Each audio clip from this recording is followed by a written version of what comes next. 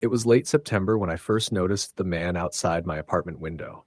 I had just moved into a small, older building in rural Ohio, one of those places that look harmless in the daylight but feel oppressive after dark.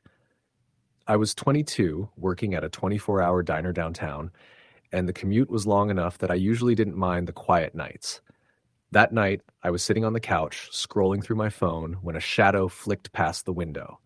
I froze. The building was on the second floor, and the only way someone could be that close was if they were in the alleyway behind the apartments.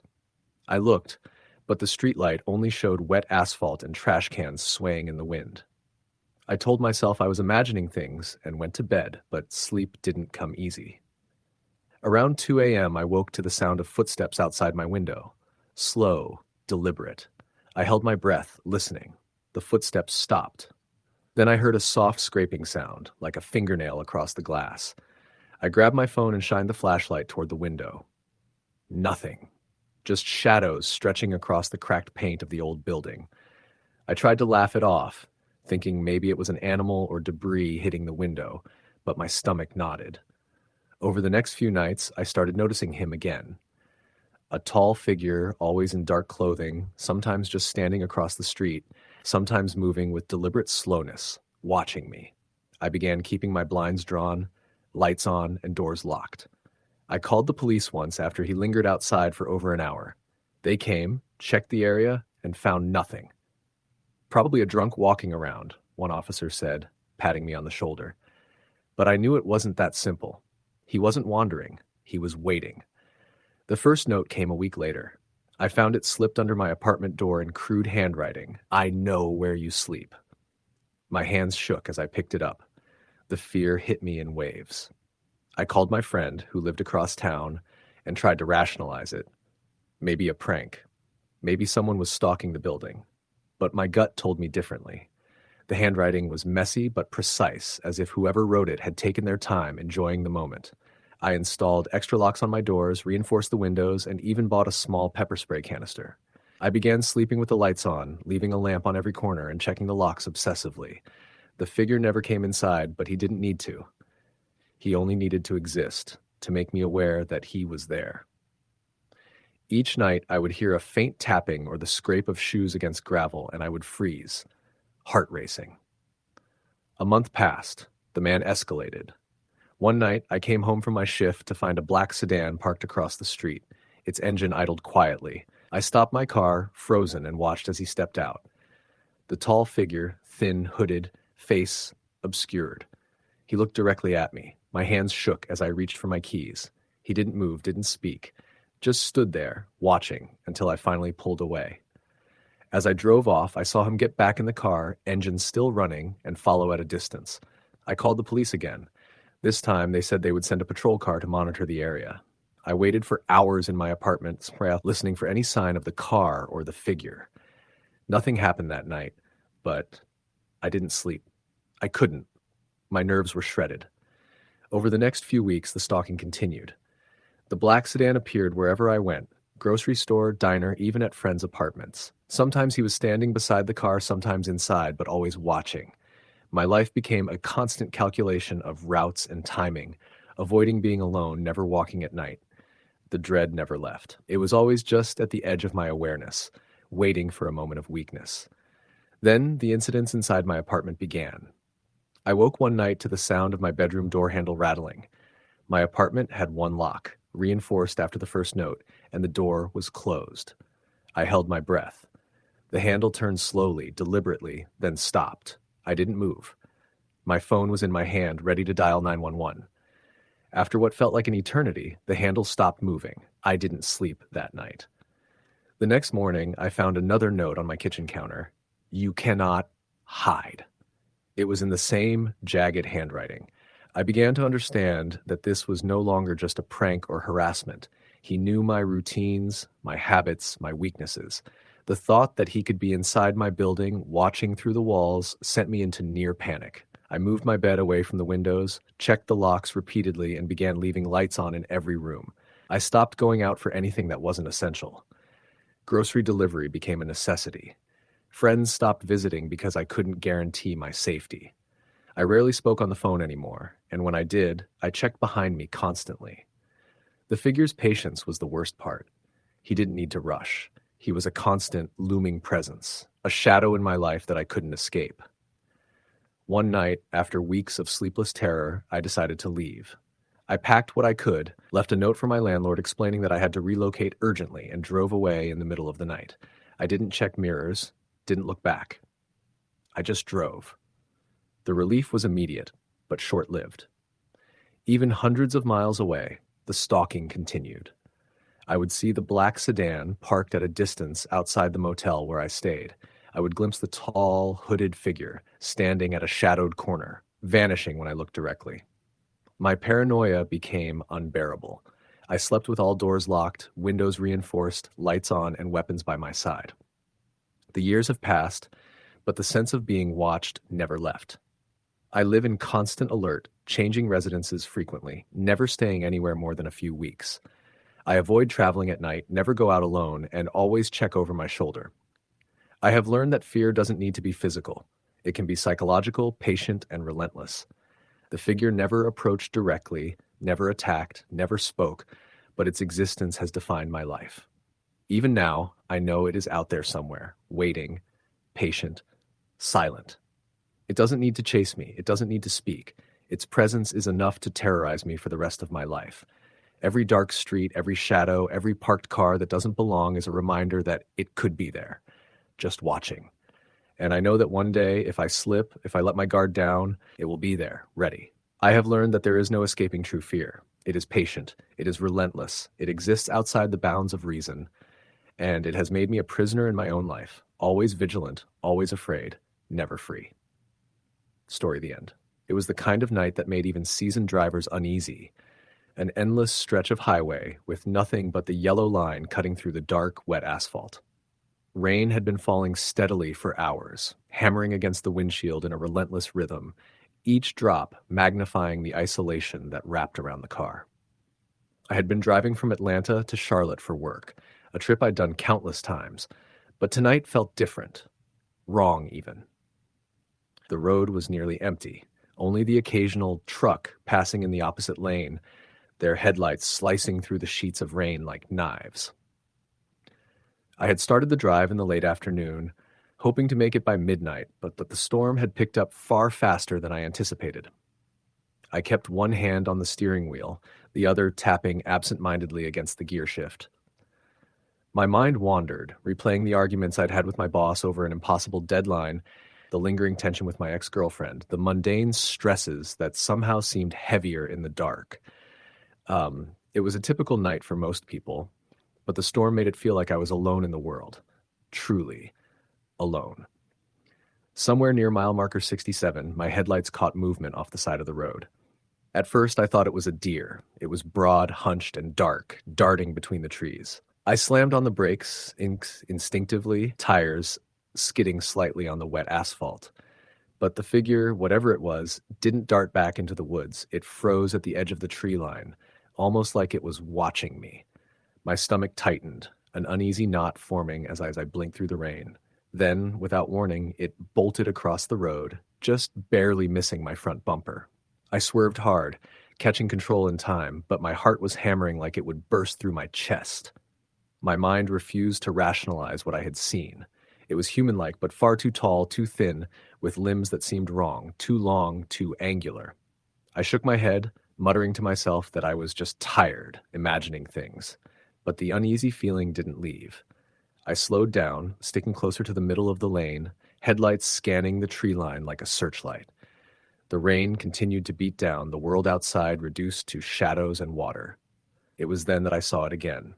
Standing by the edge of the road, just beyond the shoulder, was a figure. This one didn't move. Its face was obscured by the darkness and rain, but it stood perfectly still, watching me. I couldn't see eyes, but I felt them, burning into me. My fingers tightened around the steering wheel, knuckles white. I forced myself to drive past, keeping my gaze forward, ignoring the primal urge to look in the rearview mirror. But curiosity, or maybe fear, eventually got the better of me. I glanced back. Nothing. Just trees, rain, and shadows. I exhaled slowly, convincing myself it was a trick of the storm. I told myself stories about deer or a stranded hitchhiker, anything to rationalize it. My pulse still raced. I kept driving, occasionally catching glimpses of movement at the edge of the woods, shadows flickering just out of clear view. Each time I looked, they disappeared. By the time I hit mile marker 85, I started to question my sanity. I considered stopping at a gas station, but none were open. The highway stretched ahead like an endless ribbon of black, slick with water, disappearing into the storm. Around 1:15 a.m., my phone buzzed. I had almost forgotten it in the glove compartment. A text from an unknown number. Don't stop. My stomach dropped. I locked the doors instinctively, scanning the road ahead and behind. Empty. Just me, the rain, and the endless night. I tried to brush it off as a prank, someone messing with travelers on this lonely stretch of highway. But the text was specific, insistent. Don't stop. My hands shook as I typed a quick reply. Who is this? But the phone was unresponsive, frozen. Then, after what felt like an eternity, it buzzed again. They're watching. My chest tightened so hard I thought I might pass out. Watching who? I wanted to scream into the storm, but the rain muted every sound, leaving me alone with my growing terror. I slowed slightly, trying to rationalize my next move. Maybe I could pull off at the next rest stop, if there was one. My headlights finally revealed a sign in the distance, a small, barely lit gas station. Relief washed over me, fleeting and fragile. I exited the highway, tires hissing over the wet pavement. As I pulled into the parking lot, I noticed that it was empty, not a single car in sight. The pumps were old, rusted, and the fluorescent lights flickered with an ominous buzz. I parked, left the engine running, and got out, rain soaking me immediately. Something about the emptiness of the place made me uneasy, but I convinced myself it was just late, the storm, and my nerves. I headed toward the store, but stopped when I noticed the sliding glass doors. They were smeared with what looked like wet handprints, tall ones stretching far above the doorframe. A chill ran down my spine. I shook my head, telling myself it was just the rain or grime, but I couldn't shake the image of something standing there, waiting. I pushed the door open and stepped inside. The interior was dim, lit by a single flickering overhead bulb. Shelves were mostly empty, and the air smelled of damp cardboard and mildew. No one was behind the counter. I called out, "Hello?"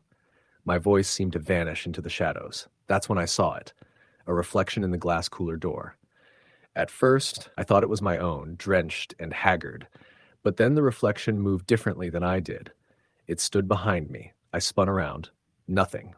Just the store. I laughed nervously, telling myself I was imagining things, but my eyes kept darting to the reflection, which seemed to twist and shift independently. A sudden noise made me jump, a slow, deliberate tap, tap, tap on the roof. I froze, listening. The sound repeated, then moved around the store, echoing off the walls. I backed toward the door, heart racing. As I reached for the handle, the lights flickered violently, plunging the store into near darkness. In that moment, I saw it. Just outside the glass, a figure pressed against the window. Too tall, too thin, face obscured but eyes like dark pits staring straight into me. My scream caught in my throat. I bolted for my car, slipping in the mud, heart pounding in my ears. I didn't look back. I started the engine and peeled out of the lot, tires spraying water in all directions. The rain was relentless, the storm unyielding, but I drove as fast as I dared. And then I noticed something in my rearview mirror. Another figure, standing at the edge of the road, perfectly still. Its limbs were wrong, stretched in unnatural angles, swaying slightly as if testing me. I wanted to believe it was a trick of the rain, fog, exhaustion, but it moved with me. I could see it shift subtly each time I blinked. I forced my eyes on the road ahead, ignoring the rising terror. The texts continued. They are closer. Do not stop. They see you.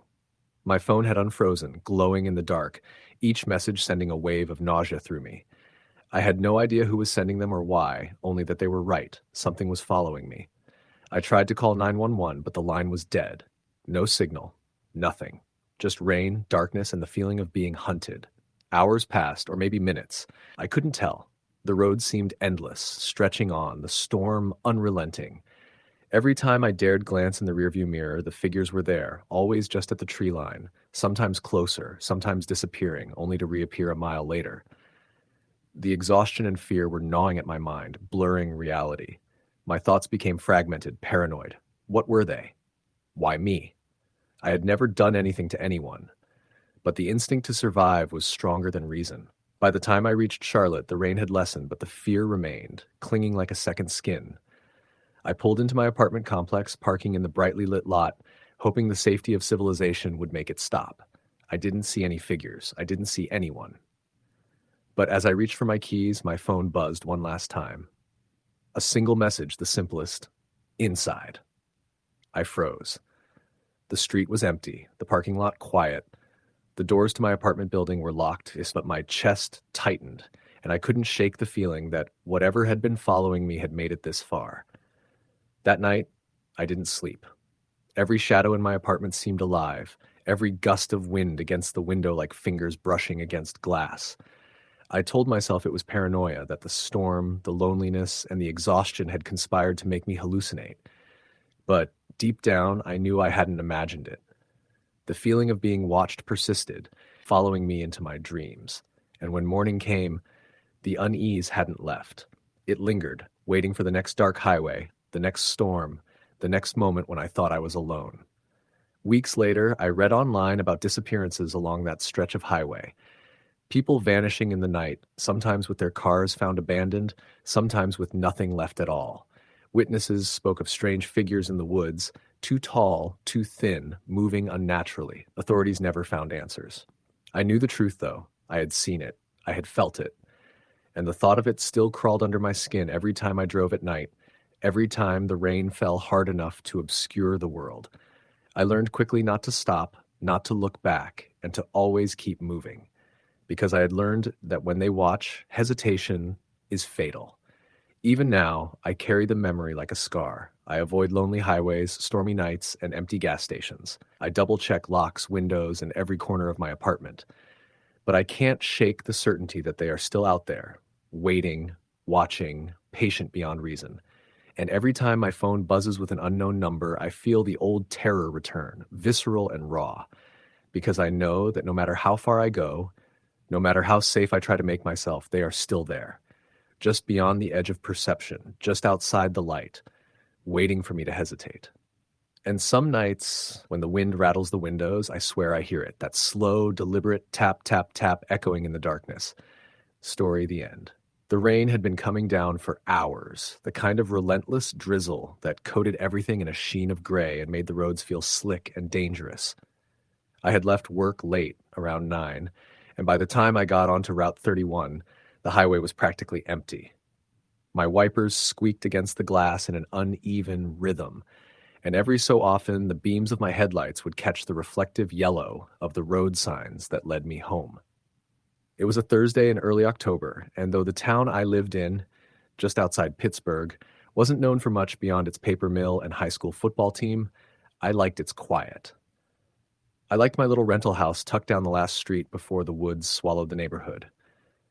It wasn't much, 2 bedrooms, a crooked fence, and a lawn I couldn't keep green to save my life.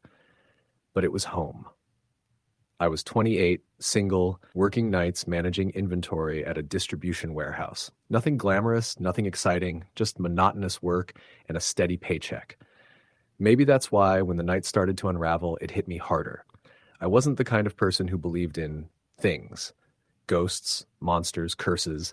Those belonged in movies, not the real world. But that night made me question everything. The first odd thing happened about 3 miles from my exit. I'd been driving in silence. No music, no podcast, just the hum of my tires on wet pavement. The rain had thinned to a mist, and fog had rolled in heavy, curling around the edges of the road like smoke. Out of nowhere, my headlights caught something, a shape standing by the guardrail. I slowed instinctively, leaning forward over the wheel. It was a man, or at least it looked like a man. He stood perfectly still, his back to me, pale skin nearly glowing under the high beams. His clothes were wrong. Dark, wet fabric that hung off him like he'd been caught in the rain for hours, but they looked old, outdated, like something from a decade-long past. I tapped the horn, not because I wanted to, but because I needed some kind of reaction, some proof that this was just a person stranded on the side of the road. He didn't move. I slowed more, heart rate climbing, my grip tightening on the wheel as I passed. For just a second, his head turned, only a little, just enough for me to see his profile. And his eyes. They were black. Not dark brown, not shadowed. Black, like there was nothing behind them at all. I gunned the accelerator, my tires spitting water as I sped past. The urge to check my rearview mirror burned in me, but I couldn't.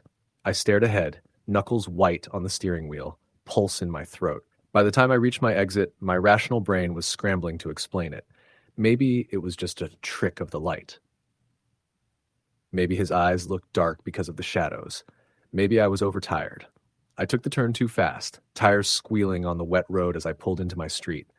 My neighborhood was quiet, like always, just rows of identical little houses with their front porch lights glowing faintly in the fog. My house looked the same as ever when I pulled in.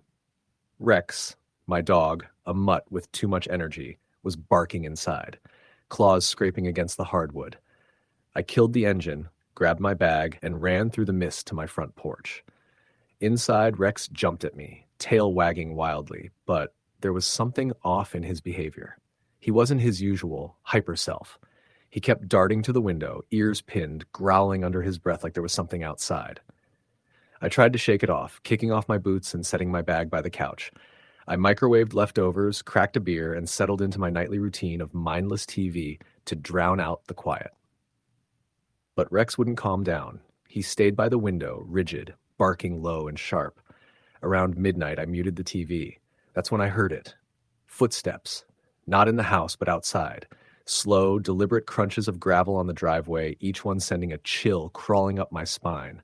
I froze, straining to listen. The steps stopped just under the front window. I moved quietly to the kitchen, grabbed the baseball bat I kept by the door, and stood there, every muscle in my body tight. Rex growled, hair standing up along his spine, his eyes locked on the front door. Then came the knock. 3 slow, heavy knocks that rattled the thin wood of the door. I didn't move, didn't breathe. The knocks came again, louder this time, deliberate. I forced myself to speak, my voice shaking. "Who is it?" Silence. Then, from the other side of the door, a voice. "Let me in." It wasn't loud. It wasn't angry. It was quiet, almost polite, but wrong. Off. The cadence of it was strange, like the words didn't quite fit in a human mouth. My hand tightened on the bat. "You need to leave," I said, forcing the words out. "I'm calling the police." Silence again, and then, in a soft, almost mocking tone, "You saw me." I didn't sleep that night. I sat on the couch, lights off, baseball bat in my lap, Rex pressed tight against my leg, growling whenever the house creaked. By sunrise, the world outside looked normal again. No sign anyone had been there. No footprints on the wet porch. No marks on the door. I told myself it was exhaustion, stress, lack of sleep. But when I went to leave for work that evening, I saw them. Bare footprints in the driveway, leading from the street to my front porch, and they weren't mine. For the next week, the knocking came every night, always after midnight, always 3 deliberate knocks. I stopped answering. I stopped turning on the lights. Rex wouldn't leave my side, his low growl constant as we sat in the dark, waiting. On the 7th night, the knocking stopped, but I didn't feel relief. The silence was worse. And then, just after 3 in the morning, I woke to the sound of my bedroom window sliding open. Story the end. I was 22 when it happened, living in a rundown 2-bedroom apartment on the edge of a nowhere town in northern Ohio. The place was cheap, which was why I'd taken it in the first place. But even when I signed the lease, something about it felt off. The hallway lights on the 3rd floor never worked. The elevators stuttered like they wanted to die, and the air always smelled faintly of damp carpet, like a building that had been flooded once and never fully recovered. I told myself it didn't matter. I was broke, working nights at a 24-hour gas station off the interstate, and as long as I had 4 walls and a roof, I could deal with the rest. The first time I saw the man, it was a little after midnight. I'd gotten home from work, microwaved some leftover pizza, and sat on the couch zoning out to whatever late-night show was rerunning. My blinds were open, something I usually didn't think about, and when I glanced at the window, I froze.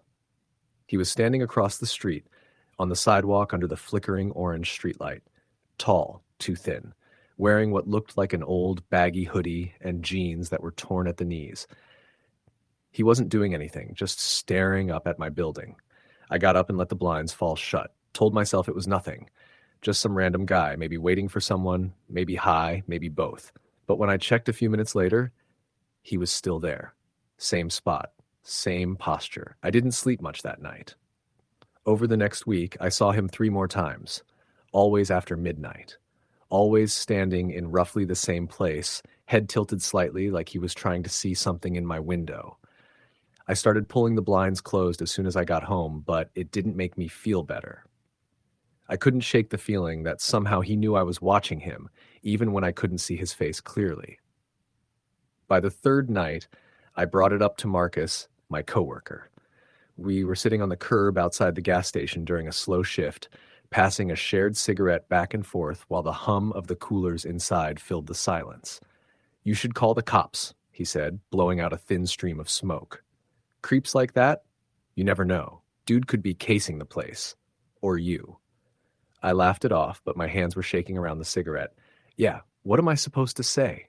Hi, officer, there's some guy standing outside doing absolutely nothing, but it makes me nervous. They won't do shit." Marcus shrugged.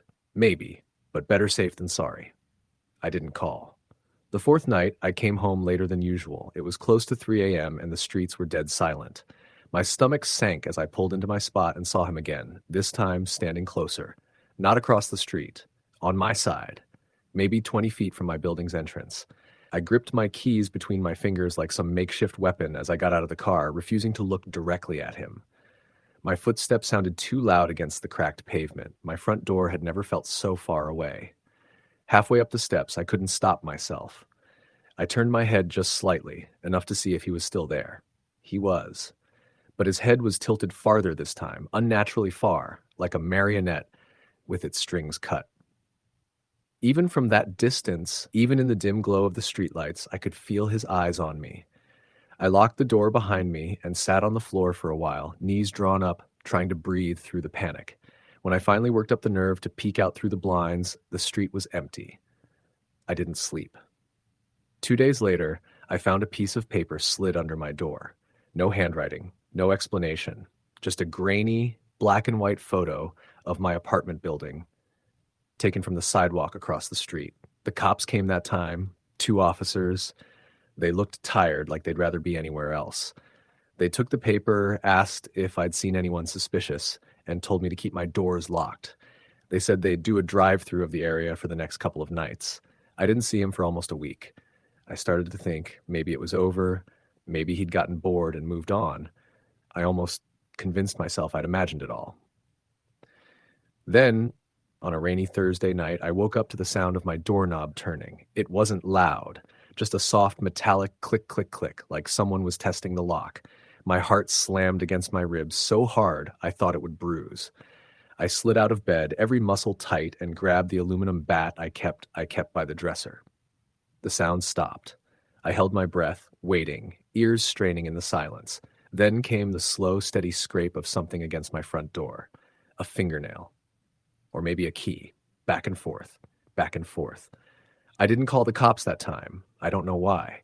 Maybe I didn't want to take my eyes off the door, or maybe some animal part of my brain knew that calling wouldn't matter. The noise stopped after a while, but I stayed awake until sunrise. The bat clenched so tight in my hands my knuckles ached. The next morning, there were muddy footprints on my welcome mat. One set. Facing the door. I started staying with Marcus after that. He had a crappy little house 10 minutes away, and I slept on his couch for a few nights just to get out of my apartment. Every night I stayed there, I dreamt of the man, standing at the foot of the bed, tilting his head, watching me sleep. When I went back to grab some clothes, my stomach dropped. There, taped to my door at eye level, was another photo. This one was of me, asleep on my couch. I don't remember unlocking the door. I don't remember taking the stairs 2 at a time or slamming myself into the safety of my car. All I remember is the cold, creeping realization that someone had been inside while I was sleeping. The cops came again. This time, they took it seriously. They dusted for prints, asked about anyone who might have a grudge against me, combed through the building's security footage. Nothing. No prints, no usable video, nothing. That night, I didn't go to Marcus's place. I didn't go anywhere. I sat in the dark of my apartment, every light off, bat across my knees, waiting. Around 2 a.m., the noise started again. This time it was at the bedroom window. The faint, deliberate tap, tap of a fingernail on glass. I froze. Every hair on my body stood on end. Slowly, silently, I turned my head toward the sound. And through the gap in the blinds, just barely lit by the distant glow of the parking lot, I saw an eye, unblinking, pressed up against the glass. I don't remember screaming, but the neighbors said they heard it. By the time the cops got there, the window was cracked open, just enough to let someone in. I moved out the next day, packed what I could fit in my car, and left everything else behind. That was 6 years ago. I live 2 states away now. Different job, different apartment. I don't tell people about what happened, not really, because most people don't want to believe something like that can happen without a reason. But sometimes late at night, when I park my car and walk up to my building, I feel it, that prickle at the base of my skull, that sense of being watched. Sometimes I catch glimpses of someone in the distance. Tall, too thin, head tilted just slightly, like a question mark, and then, just like before, they're gone. Story the end. The first time I saw the man in the cornfield, I thought I was just tired. I'd been on the road for 14 hours straight, heading from Indiana to Wyoming for a delivery I should have made a day earlier if not for the storm that kept me stuck on I-80. It was late, close to midnight, and I'd been driving with the radio turned low, the steady hum of the tires the only thing keeping me grounded. When you're a trucker, those long stretches of rural highway blur together until you can't tell Nebraska from Iowa, and exhaustion plays tricks on you if you're not careful. I pulled off at a service exit, nothing more than a gas station with flickering lights and a narrow, cracked road leading to a single-lane bridge. I didn't want to stop, but I needed fuel and coffee, and my eyelids were starting to feel heavy. The place looked abandoned at first. No cars. No one inside the tiny convenience store. I even yelled a soft hello just to hear some kind of human response, but only the buzzing hum of an old refrigerator answered back. I topped off my tank, left cash on the counter, and climbed back into the cab. That's when I saw him, out past the cornfield, maybe 100 yards away, just at the edge where the tall stalks met the gravel shoulder. A man. At least, I think it was a man. He was tall, thin, too thin, his silhouette sharp against the pale wash of moonlight. He stood perfectly still, like a scarecrow someone had forgotten to take down, his head tilted just slightly as if he were watching me. I froze, my hand on the ignition. My first thought was some farmer keeping an eye on the station, maybe suspicious of an out-of-state truck idling in the lot this late. But something about the stillness of him set my nerves on fire. He didn't move. Not even when I started the engine, not even when the headlights swept over him in a pale yellow arc. I told myself I was imagining it, that maybe he was just a shadow cast by the lights, a tree stump in the right shape at the right angle, but deep down, I didn't buy it. I drove off without looking back. By the time I got to the next town over, I convinced myself it was just fatigue, a hallucination from too much caffeine and too little sleep. I checked into a cheap roadside motel, showered, and passed out on the stiff mattress with the TV buzzing static in the background. I wish the story ended there. When I woke up the next morning, the front desk clerk handed me a small folded piece of paper someone had left with my room number scrawled on it. No name, no return address, just 4 words written in neat, precise handwriting. I saw you too. I stared at it for a long time, steep, the hum of the lobby air conditioner drilling into my skull, before I stuffed the note into my pocket and got back on the road. I didn't tell anyone. Not my dispatcher, not my wife, not even my buddy Dave, who's been hauling longer than I have, and has heard every weird story a truck stop has to offer. For the next few days, things were quiet. Deliveries in Wyoming, a stop in Montana, a long haul back toward the Midwest. Nothing unusual except for a persistent, gnawing sense that something was off. The kind of wrongness you can't name, just feel. Then, in South Dakota, I stopped for the night at a little diner truck stop hybrid off the highway. The kind of place with greasy coffee, old jukebox songs, and waitresses who call you Han. I parked the rig, stretched my legs, and went inside. The bell above the door jingled, and I felt eyes on me immediately. There was a man sitting alone in a corner booth. No food, no drink, just sitting there. He didn't blink, didn't look away when I glanced up. He wasn't the same man from the cornfield, at least not exactly. This one was older, face-lined, wearing a faded flannel shirt and jeans. But the stillness was the same. That uncanny, frozen stillness, like someone holding a pose for far too long. I sat at the counter, ordered coffee, and tried to ignore him, but every time I lifted the cup to my lips, I could feel his gaze. When I finally worked up the nerve to look back, the booth was empty. I didn't even hear the door open. The waitress, a thin, tired-looking woman with graying hair pulled back into a bun, must have seen the look on my face because she leaned over the counter and whispered, "Don't stay here too long, Han. Folks don't like strangers hanging around after dark." I wanted to ask her what she meant, but the words stuck in my throat. Something about the way she said it made my skin crawl. I got my food to go, climbed into the cab, and drove another 100 miles before pulling off to sleep in an empty rest area. That night, I dreamed of cornfields, endless rows of towering green, rustling even though there was no wind. And in the distance, that same figure, watching, waiting. When I woke up, my hands were shaking and there was dirt under my fingernails. I don't remember leaving the truck. The days that followed blurred together, but the feeling never went away, that sense that I wasn't alone, that someone was just out of sight, following, always just far enough that I couldn't quite catch them. It got worse in Illinois. I'd just finished a delivery in Springfield and was heading toward the interstate when my phone rang. No caller ID. Against my better judgment, I answered. "Stop." Just one word. Flat. Almost robotic. Then the line went dead. I pulled over, heart pounding, but there was no one behind me on the road, no other cars for miles. That night, parked at a rest stop just outside Peoria, I woke up to the sound of footsteps circling the cab. Slow, deliberate, crunching gravel in steady rhythm. I grabbed the tire iron I keep by the seat, yanked the curtain aside, and stared out into the darkness. No one. But when I climbed out of the cab, there were footprints in the dirt, bare feet. Long, narrow, toes dragging slightly like whoever left them didn't quite know how to walk. I didn't sleep after that. I started avoiding small towns, sticking to major highways, stopping only at big, brightly lit truck stops with plenty of people around. But even then, I'd catch glimpses, a reflection in the rearview mirror, a shape slipping between parked rigs, a figure standing just beyond the glow of the floodlights.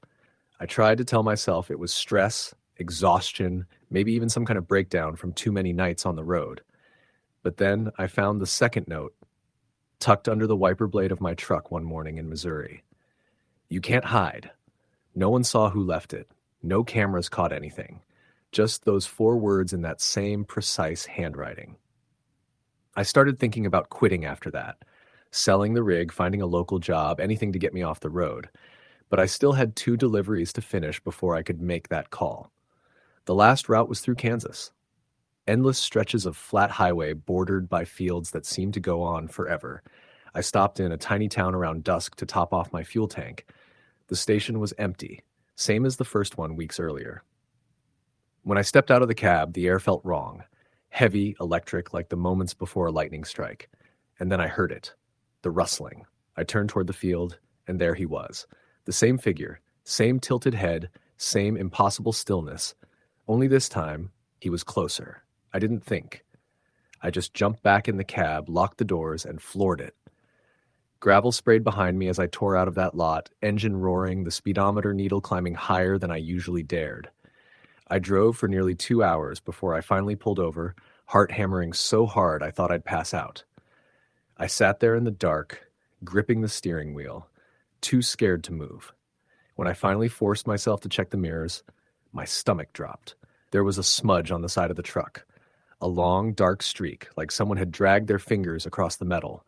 And on the driver's side window, just above where my head would have been, 4 perfect fingerprints. That was 3 weeks ago. I haven't been on the road since. I parked the rig in the lot behind my house and locked it up, but some nights I still hear it. The rustling. The slow, deliberate drag of footsteps on gravel circling the house. And sometimes, when I look out the window, I see him, standing at the edge of the yard, head tilted, waiting.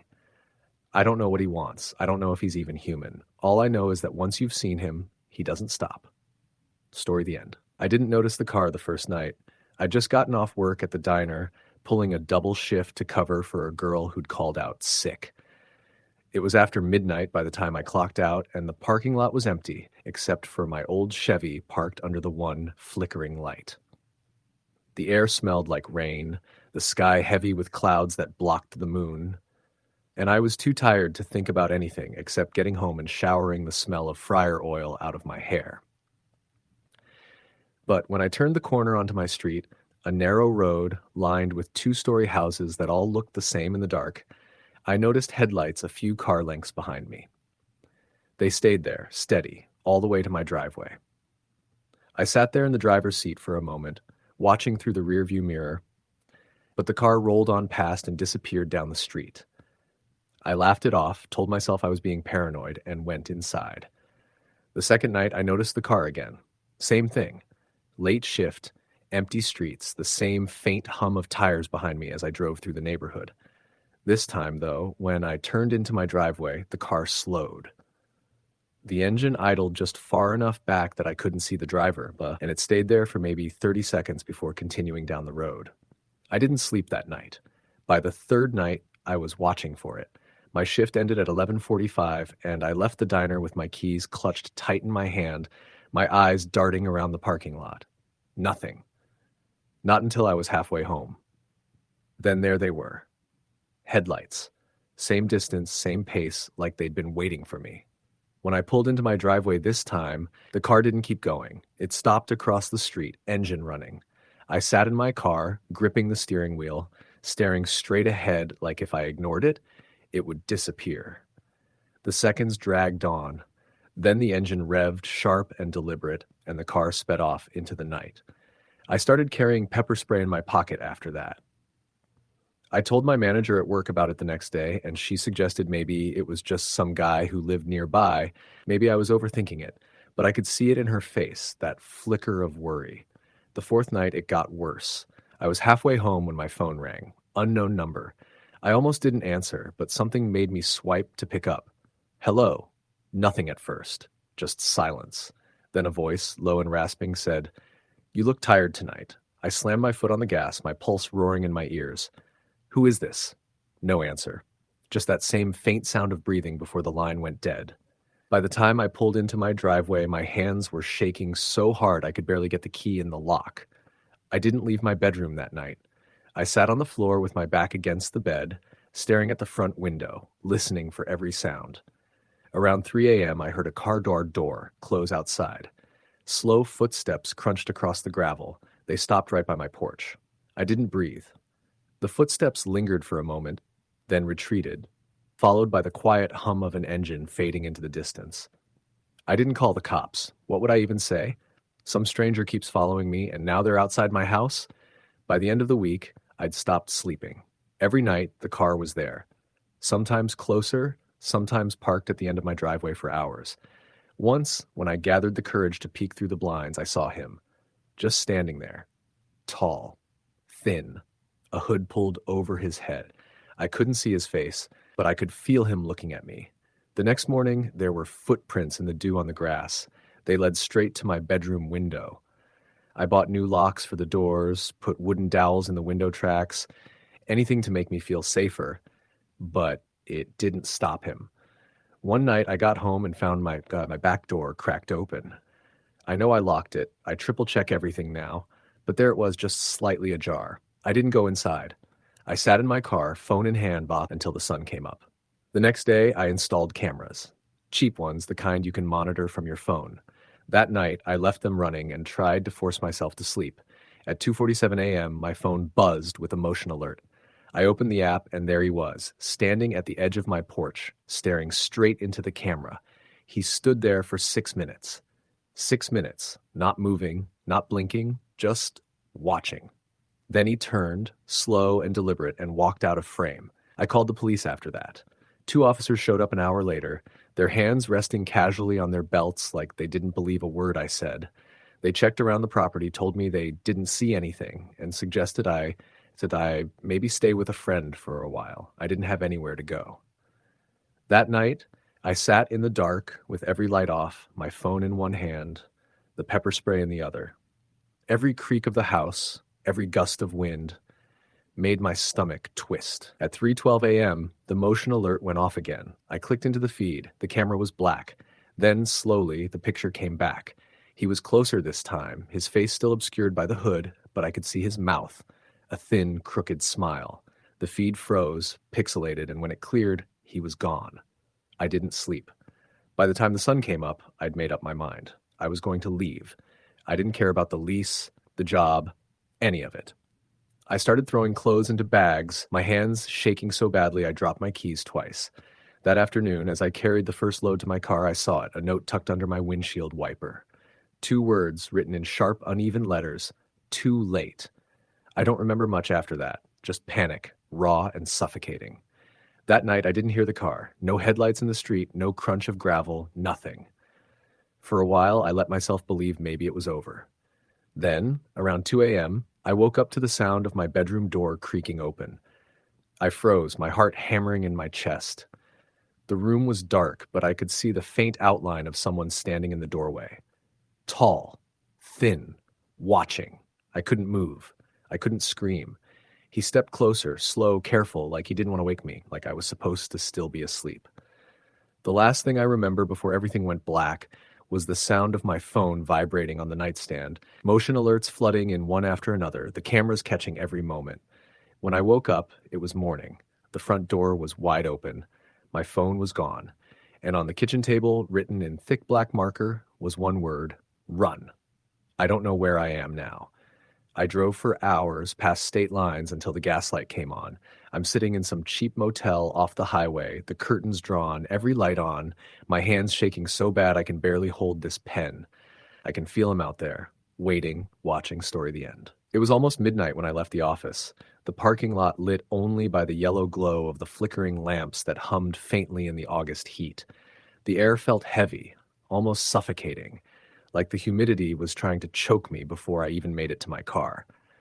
I remember thinking about how quiet everything was, how I could hear the hum of the lights and the distant buzz of insects, but nothing else. No cars, no people, not even the usual stray dog that liked to scavenge around the dumpsters near the building. I worked in a small accounting firm in a rundown part of town, one of those neighborhoods where everyone keeps to themselves and pretends they didn't see anything when things happen. I'd stayed late that night trying to finish up a client report, and by the time I looked up from my desk, the rest of the building was empty. The cleaning crew hadn't even shown up yet. It wasn't unusual, but for some reason, I couldn't shake the feeling that I should have left hours ago. I tossed my laptop bag into the passenger seat, started the engine, and rolled down the windows. The drive home was 25 minutes, straight down a poorly lit 2-lane road that cut through the outskirts of town, past warehouses and patches of woods before spitting me out near the highway. I'd done the drive 1,000 times, and I'd always hated that road. No streetlights, no shoulder, just black asphalt and trees pressing in on either side like the world ended outside the beams of my headlights. That night, it felt worse. I'd barely been on the road for 5 minutes when I saw it. At first, I thought it was nothing, just the movement of shadows, maybe a branch caught in the wind. But then the figure stepped out onto the edge of the road, just at the periphery of my lights. A man. Tall. Thin. Head tilted slightly, like he was trying to listen for something. I slowed instinctively, my foot hovering over the brake.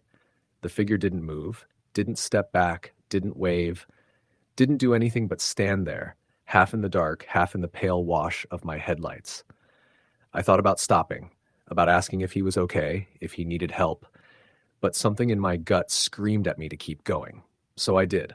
I pressed the gas, swerving slightly into the opposite lane to give him space as I passed. For a split second, my headlights caught his face. Pale, expressionless, eyes wide open and unblinking. And then he was gone, swallowed back into the dark like he'd never been there at all. I told myself not to think about it. People walk the road sometimes, especially in the summer when the bus route stopped running early. There was nothing strange about it, but I couldn't shake the feeling that something was wrong. By the time I reached the first curve, the hairs on my arms were standing straight up. I kept glancing into the rearview mirror, expecting to see headlights or the outline of a figure chasing after me. Nothing. just the same narrow strip of road stretching behind me, vanishing into black. I cranked the radio to drown out the silence, but it didn't help. Every crackle of static sounded like whispering. Every shadow at the edge of my vision felt like it was moving just a little too close.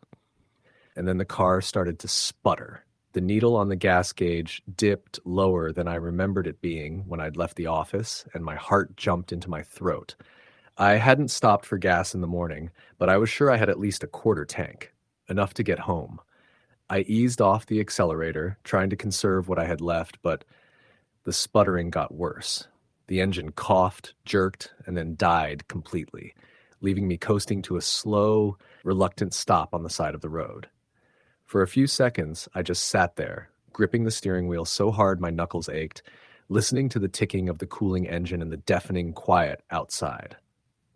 Then I saw him again. At first, it was just movement in the trees, a flash of pale in the dark, and then, as my eyes adjusted, I saw the outline of the same figure standing just beyond the edge of the woods, angled slightly toward my car. He wasn't moving. I blinked hard, convincing myself I was imagining it, that it was just a trick of the light, just my nerves getting the better of me. But when I turned the key, desperate to get the car started again, the headlights flickered to life, and the beam landed squarely on him. He was closer now. I don't remember making the decision to get out of the car, but suddenly I was standing on the asphalt, phone in hand, waving it around to see if I could get a signal. Nothing, just the mocking words, "no service," glaring back at me. "Hey," I called out, my voice trembling despite my best efforts. Do you need something? Can you help me?" No answer. I took a hesitant step toward the trees, but something in the way he was standing, too still, too rigid, stopped me. It was like every instinct I had was screaming at me to get back in the car, lock the doors, and wait. And then he smiled. It wasn't the kind of smile you expect from a stranger on the side of the road. It was slow, deliberate, like he was enjoying every second of watching me freeze in place. I stumbled backward, fumbling for the door handle, and slammed myself back into the driver's seat. My hands shook so badly that I dropped the keys twice before finally jamming them into the ignition. The engine roared back to life like it hadn't died at all, and I didn't think. I just floored it, tires screeching against the pavement as I sped away. I didn't look back. Not until I reached the highway and the familiar glow of streetlights bathed the road in pale yellow. Only then did I dare glance in the mirror, and for a split second I swore I saw him standing at the edge of the road where the trees met the asphalt, still smiling, still watching. By the time I pulled into my apartment complex, my hands were cramped from gripping the wheel so tightly. I sat in the car for nearly 10 minutes, staring at the front door, willing myself to believe I was safe, that it was over. But I couldn't shake the feeling that I'd brought something back with me. I don't sleep much anymore. Every time I close my eyes, I see that smile. I hear the sound of footsteps in the hall outside my apartment, soft and slow, stopping right outside my door. And sometimes when I can't take it anymore, I pull back the curtain to look out at the parking lot below. And he's there, always there, standing in the same place under the flickering yellow light, smiling up at me. Story the end. It was one of those nights that start out quiet, almost peaceful. The kind where the stillness feels safe, until it doesn't. I was driving home from my late shift at the hardware store, windows cracked to let in the cool autumn air, music low enough that I could hear the hum of the tires on the asphalt. The roads out where I live are long and empty, just two narrow lanes cutting through dense pine woods with no streetlights for miles. I'd driven that route hundreds of times, knew every curve and dip by memory, but that night, something felt different. It started with a sense I couldn't quite name, like someone had just walked over my grave. The night was darker than usual, the sky clouded over, not a single star or sliver of moon to light the way. My headlights seemed swallowed by the blackness, barely pushing the shadows back. I told myself I was just tired. 8-hour shifts on my feet will do that, and the quiet has a way of amplifying every little thing when you're alone. I was maybe 15 minutes from home when I saw it, a shape at the side of the road. At first, I thought it was a deer. They're everywhere this time of year, and I've nearly hit my fair share. But as I got closer, my stomach tightened. It wasn't an animal.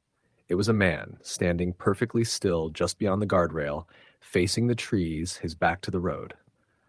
I slowed instinctively, not sure why, just enough to see him clearly. He was tall and thin, wearing jeans and a dark hoodie, the hood pulled up so I couldn't see his face.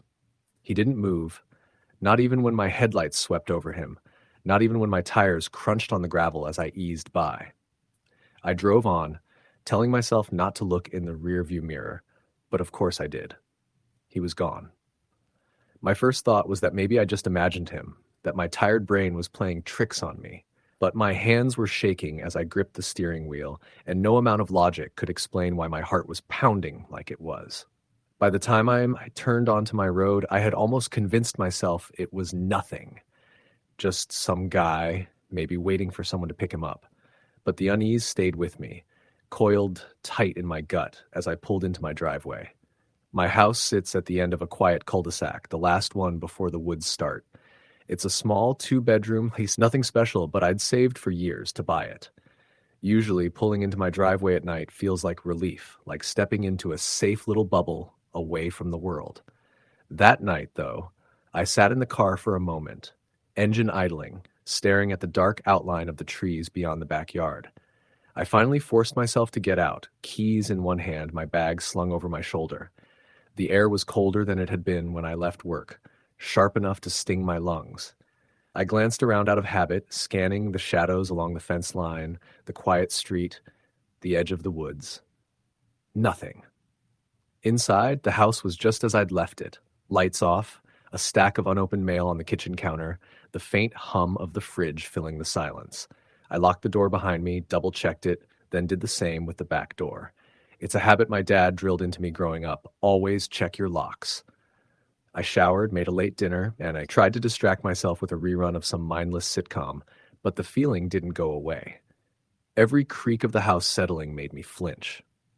Around midnight, I finally turned off the TV and went to bed, telling myself that sleep would reset everything. I don't know what time it was when I woke up, but the house was dead silent. At first, I couldn't figure out what had pulled me from sleep.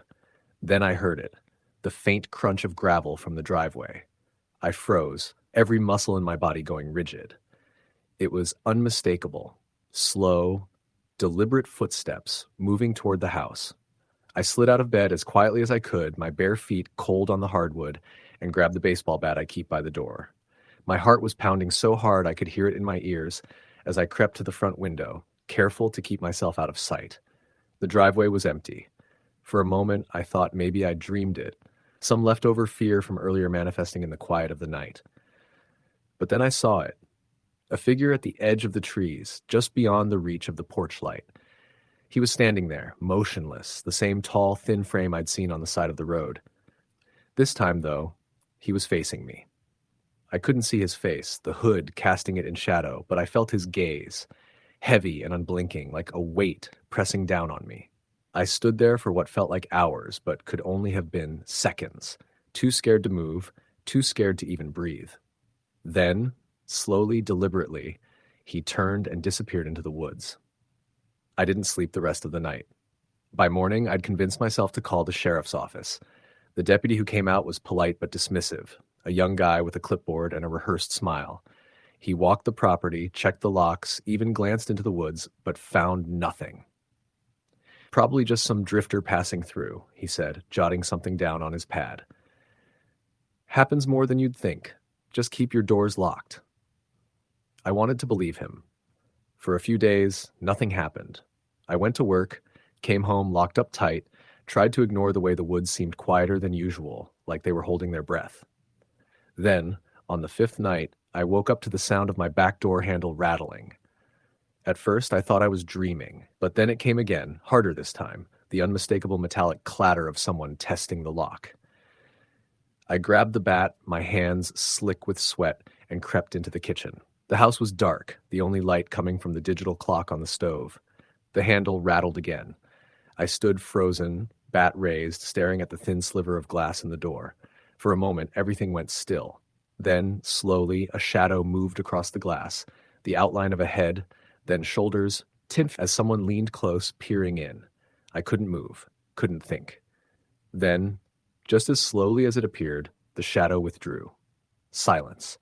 I don't remember dialing, but somehow I had my phone in my hand, my voice shaking as I whispered to the dispatcher what was happening. They sent another deputy, but by the time he arrived, whoever it was had vanished again. This time, though, they found something. Footprints in the damp soil by the back steps.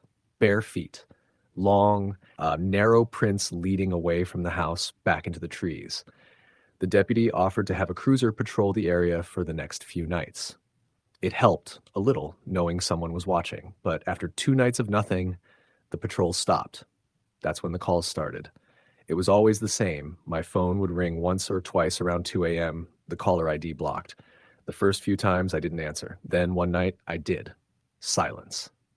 Not the static of a bad connection, not the background hum of a pocket dial. Just breathing. Slow, steady, like someone was holding the phone close to their mouth, listening. I hung up, heart pounding so hard I thought I might pass out. The next night, it happened again, and again. I changed my number. The calls stopped, for a while. Then one morning I found something tucked under my windshield wiper, a single Polaroid. It was my house, taken at night, from the woods. I didn't go back inside. I got in my car and drove straight to my brother's place across town, shaking so badly I could barely hold the steering wheel. We called the sheriff again, filed another report, but nothing came of it. No fingerprints, no suspects, no answers. I stayed with my brother for weeks, too scared to go home. When I finally worked up the nerve to return, I found another Polaroid, this one taped to my front door. This time the photo was closer. Too close. It was taken through my bedroom window. I moved out the next day.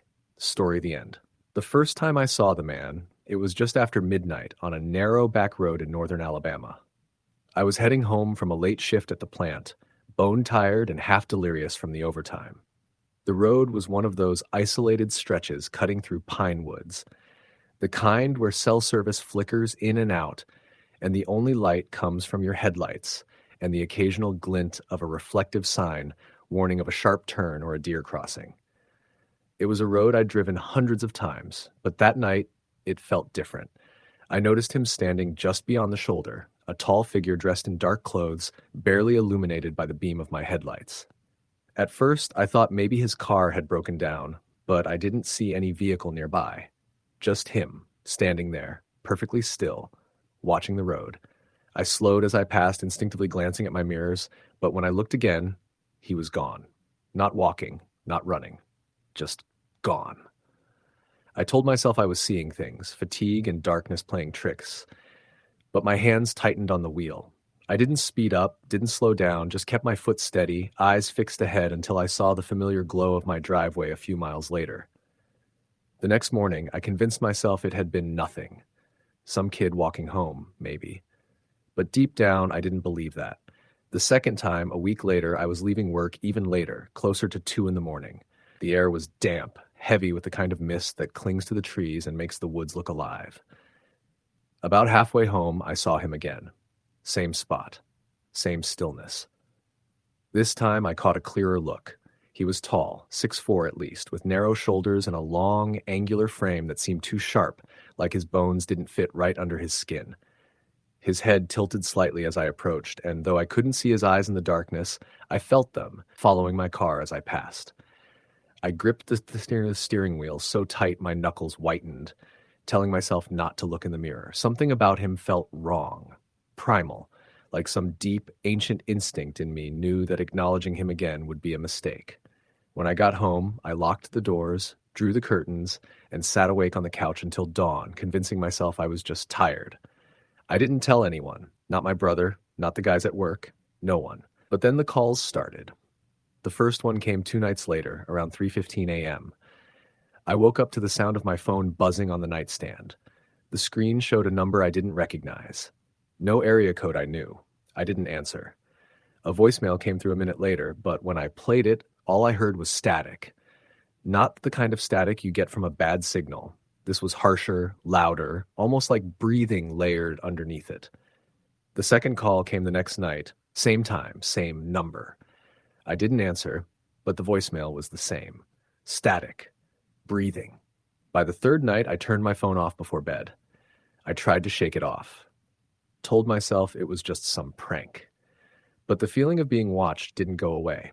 I started noticing small things, scratches on the side of my truck that hadn't been there before, muddy footprints near the edge of the woods behind my house, my dog barking at nothing in the middle of the night, hackles raised, teeth bared toward the tree line.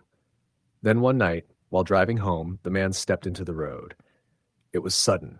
1 second, the road was empty. The next, he was standing dead center, his long arms hanging at his sides, his head tilted just slightly like before. I slammed the brakes, tires screeching, my truck skidding sideways as I fought for control. I stopped less than 10 feet from him. He didn't move, didn't flinch, just stood there, silhouetted in my high beams. My heart hammered so hard I thought it would burst through my chest. Every instinct screamed at me to reverse, to get the hell out of there, but my hands were frozen on the wheel. Then, without warning, he tilted his head the other way, slow and deliberate, like a predator studying its prey. I blinked, and in that instant, he was gone. No movement, no sound, just gone. I slammed the truck into gear and tore down the road, gravel and rain spitting out from under my tires. I didn't look back until I was home, and even then I kept the lights on all night, a baseball bat in my lap, the dog pacing by the window. I called the sheriff the next morning, tried to explain what happened without sounding insane. They sent a deputy out to drive the stretch of road with me, but of course, we found nothing. No footprints, no tire tracks, nothing. "You've been working a lot of nights," the deputy said, trying to sound casual but condescending. "Probably just tired, playing tricks on yourself." But I knew better. It escalated after that. I started hearing noises outside my house late at night, soft, deliberate footsteps on the gravel drive, a faint scraping against the siding. The dog would lose his mind, barking and growling at the front door, but every time I'd shine my flashlight outside, the yard would be empty. Then came the tapping, always at the windows, slow, rhythmic. A tap, pause, then two more, like it was mimicking a knock, testing me. Sometimes it would come from the bedroom window, sometimes the kitchen, sometimes the living room, always just loud enough to wake me, to keep me on edge. One night, I couldn't take it anymore. I grabbed my rifle, flung the front door open, and screamed into the darkness for whoever or whatever it was to come out. The night swallowed my words. No sound, no movement. Nothing but the oppressive quiet of the woods pressing in on all sides. But when I went back inside, there was mud on the porch. Bare footprints. Long, narrow, with toes that looked almost too sharp. I barely slept after that. 2 weeks later, I woke to the sound of my front door creaking open. The dog barked once, then went silent. A silence so total it made my blood run cold. I grabbed the bat from under my bed and crept down the hall, heart pounding so hard I could barely hear. The door was ajar, swaying slightly in the breeze. And there, at the far end of the hallway, half hidden in the shadows, was the man. He was taller up close, impossibly so, his head almost grazing the ceiling. His arms hung low, fingers grazing his knees, and his face, God, his face, was wrong. Too long, too pale, with a mouth that stretched too wide and eyes that didn't reflect light, just swallowed it whole. I froze. He didn't move, didn't speak, just stared at me with that impossible stillness. Then slowly, deliberately, he tilted his head. I don't remember running. I don't remember driving. The next thing I knew, I was parked in the lot of a 24-hour diner 20 miles away, shaking so hard I could barely hold my phone. I called my brother, begged him to come meet me. He found me there an hour later, sitting in my truck with the engine off, staring blankly at nothing. I didn't go back to the house. Not that night, not ever. The next morning, I drove by with my brother. The door was wide open. The dog was gone. Inside, everything was still. Too still. Nothing had been taken, nothing disturbed, except for the footprints, long, narrow, muddy, leading from the door to the bedroom.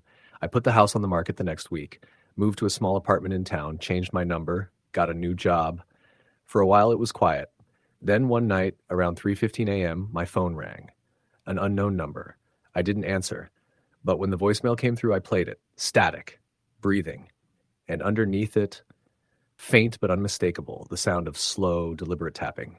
Story the end. The first time I realized something was wrong, it was late September, just past 10 on a Thursday night, and I was driving home from work on the back roads that cut through the outskirts of town. The air was heavy, the kind of muggy evening where the heat never seems to break, and the smell of wet earth from the earlier rain still clung to the air. My old Honda rattled as it hit the uneven asphalt, the headlights slicing through the pitch-black trees on either side of the narrow road. I had been on that road 100 times before. I knew every sharp curve, every faded road sign, every spot where deer like to cross. It was quiet, empty, too quiet, I remember thinking now. No distant hum of other cars, no crickets, not even the usual whoosh of wind through the trees. Just silence. And then I saw her. At first, I thought it was just a trick of my headlights, a pale shape standing on the shoulder of the road about 30 yards ahead. But as I got closer, I realized it was a woman. She stood there completely still, barefoot, wearing a simple white dress that clung to her like it was damp. Her dark hair hung forward, hiding her face, and her arms were slack at her sides, her skin almost glowing against the dark wall of trees behind her. I slowed down instinctively, heart hammering. My first thought was that she'd been in some kind of accident. Maybe her car had broken down, maybe she needed help. I cracked the window a little and leaned toward it. "Hey, you okay? You need a ride?" She didn't move, didn't even look up. I let the car idle for a few seconds, unsure of what to do, before something in my gut told me to keep driving. The kind of deep, primal instinct you don't question. So I pressed the gas, eyes locked on the road ahead, and tried not to think about the way the woman's head twitched slightly as I passed her, like she was following me without lifting her face. I told myself it was nothing, just someone waiting for a ride, maybe a trick of the fog, but when I checked my rearview mirror, she was gone. Just gone. I didn't sleep well that night. The next evening, driving home along the same road, I caught a glimpse of her again. Same white dress, same stillness, standing just beyond the tree line this time. Watching. That was when the dream started. I'd wake up drenched in sweat, my sheets tangled around me. The image of that pale figure burned behind my eyelids. In the dreams, I was back on the road, headlights cutting through the night, and every time she'd be closer. Sometimes standing in the middle of the asphalt, sometimes crouched at the side of the road, waiting. By the fourth night, I stopped taking that road home. It meant an extra 15 minutes of driving on the main highway, but I didn't care. I told myself it was just stress, exhaustion from the long hours at the plant, but deep down, I knew better. It didn't stop her from finding me. The first time I saw her off that road, I was at home. I live in a small rental house at the edge of town. Nothing special. A 2-bedroom place with peeling paint and a patchy yard backed up against a stretch of woods. It was a little after midnight, and I was sitting on the couch, beer in hand, trying to relax with some mindless TV when Rex, my dog, started barking. Not the usual playful bark, but a deep, guttural sound that raised every hair on my arms. I muted the TV. "Rex, what is it, boy?" He was at the window, rigid, ears pinned back, growling low in his throat. I followed his gaze and froze. She was standing at the edge of the yard, half hidden by the trees, that same white dress clinging to her in the damp night air. Too far away for me to see her face, but close enough that there was no mistaking her. I slammed the blinds shut and locked the doors. Heart racing. I didn't sleep that night. Every creak of the old house, every rustle from the woods outside made my skin crawl. The next morning, I tried to convince myself I'd imagined it. Lack of sleep, maybe even sleepwalking. But when I stepped outside for work, I saw them. Footprints. Bare, muddy footprints leading from the edge of the woods to my porch. I called the sheriff's department that afternoon. They sent a deputy out, a young guy named Lewis, who looked like he'd rather be anywhere else. He checked the yard, walked through the tree line with his flashlight, and came back shaking his head. "Nothing out there," he said, trying to sound casual. "Probably some kids messing around. Happens this time of year." But I could see in his eyes that he didn't believe his own words. That night, the knocking started. 3 sharp raps on the front door around 2 a.m. Rex went ballistic, barking and snarling, but I didn't move, didn't breathe. Then came the voice. "Let me in." It was soft, almost a whisper, but it cut through the silence like a blade. I stayed frozen on the couch, bat in hand, staring at the door. The knocking stopped after a few minutes, but I didn't sleep the rest of the night. Over the next week, it got worse.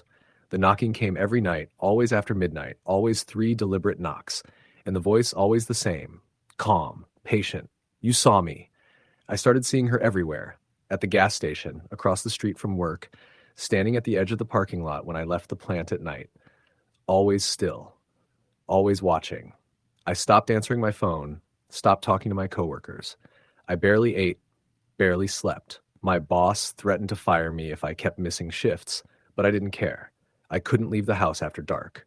The final night, it was raining hard, sheets of water hammering the roof, thunder rolling in the distance. I had every light in the house on, every door locked, every window shut.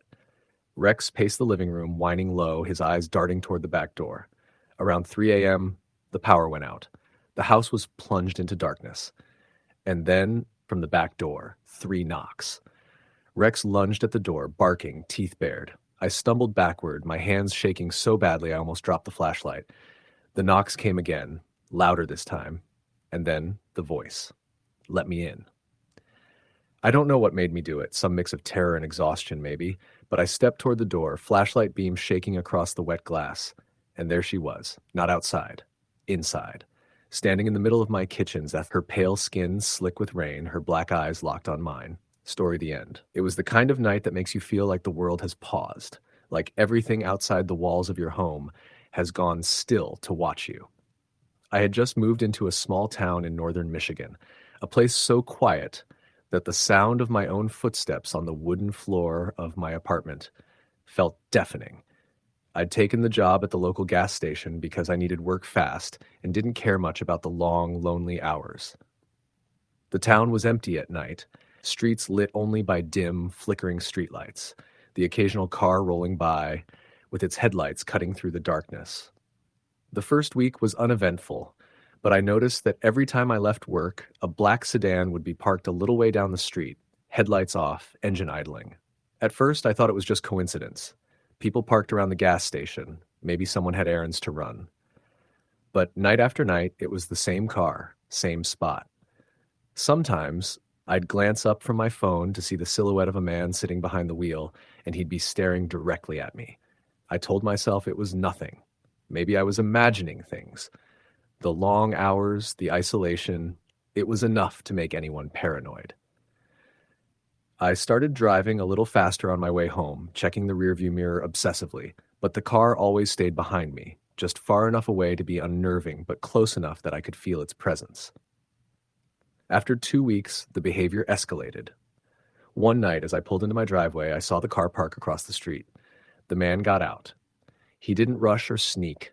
He just walked slowly toward the sidewalk in front of my house, hands in his pockets. I froze in my car, heart hammering in my chest, unable to breathe. He stopped at the edge of the street, tilted his head, and just looked at me. Then he turned and walked back to the car, got in, and drove away. I didn't sleep that night, or the next. Every little sound, the wind rattling the windows, a branch scraping against the side of the house, the hum of an engine down the street, made me jump. I tried calling the police, but they told me they couldn't do anything without evidence. I wasn't even sure I could prove I wasn't losing my mind. It was on a Thursday that things got truly terrifying. I was locking up the gas station at the usual time around midnight when I noticed the car was parked a little way off in the shadows. My stomach turned. The manager had gone home early that night, so I was alone. As I walked toward my car, the feeling of being watched became almost unbearable. The air was thick, heavy with the scent of rain and something metallic I couldn't identify. I reached my car and heard the first crunch of gravel behind me. I froze, fingers gripping the keys like a lifeline. The steps stopped. I told myself to breathe, to stay calm, but my mind raced with everything I'd seen in movies, every story I'd heard about stalking and assault. The next step I heard was right beside me. I swung around, heart in my throat, and there he was. Tall, thin, face obscured by shadows, standing just out of reach. Not moving, not saying anything, just watching. I stumbled back into my car, locked the doors, and started the engine. He didn't move. He just tilted his head as if studying me, then stepped back into the darkness. I called my sister as soon as I could, voice shaking, and told her I didn't know what to do. She told me to come stay with her, that I couldn't stay there anymore. I agreed. I didn't argue, didn't pack much, just left. As I drove away, I glanced in the rearview mirror. The car was gone. I thought it was over, but it wasn't. When I arrived at my sister's house in Detroit, I felt safer for a while, surrounded by people and light. But that night, I woke up to a sound I'll never forget, the crunch of gravel outside her driveway. I ran to the window and saw nothing, but the feeling of being watched didn't leave me. The next morning, I found a note slipped under the door. In crude, jagged handwriting, it read, "I see you." I called the police again, this time insisting on a report. They were polite but skeptical. They told me to stay somewhere public, not alone. I did what they suggested, moving from hotel to hotel, always checking the mirrors, always listening for footsteps in the dark. The black sedan followed me everywhere. Sometimes I'd see it parked across the street, sometimes following me on the highway, keeping pace no matter how fast I drove. I started carrying a knife, then a gun, anything to make me feel safer, but it didn't help. I realized quickly that nothing I did made a difference. One night, I parked in the lot of a 24-hour convenience store, hoping to get some sleep in the car while I figured out my next move. I was exhausted, eyes barely open, when I saw him. He was standing at the edge of the lot, not moving, not even looking like he was breathing, just standing, waiting. I locked my doors, tried not to make a sound. The minutes stretched into what felt like hours. Then he moved, slowly, deliberately, stepping closer. My hands shook as I dialed 911. The operator answered, but when I told her where I was, the line went dead. The car door handle rattled. I don't know how I managed it, but I started the engine and drove off, heart hammering, tears blurring my vision. I didn't stop until I reached the city center, surrounded by lights and traffic. The sense of dread never left, though. I knew he was still out there. Over the next month, I kept moving. Hotels, friends' houses, strangers' homes, when I had no other choice. Every night, I felt him, always at the edge of my vision, in the corner of my mind, a presence that never wavered. I slept in locks, chains, any barrier I could find, but I could feel him testing them, waiting for the moment I let my guard down. Then, one night, I made a mistake. I thought I was safe in a small motel outside Chicago. I was tired, my body numb from weeks of running, and I didn't check the door before crawling into bed. I woke to the sound of the television turning on. I didn't own a television. My breath caught in my throat, the screen flickered to life, static filling the room, and then an image appeared. Me, asleep in my bed. I couldn't move, couldn't breathe. The phone in my hand vibrated with an incoming call from an unknown number. I answered it. A low, rasping voice whispered, "Finally." I ran.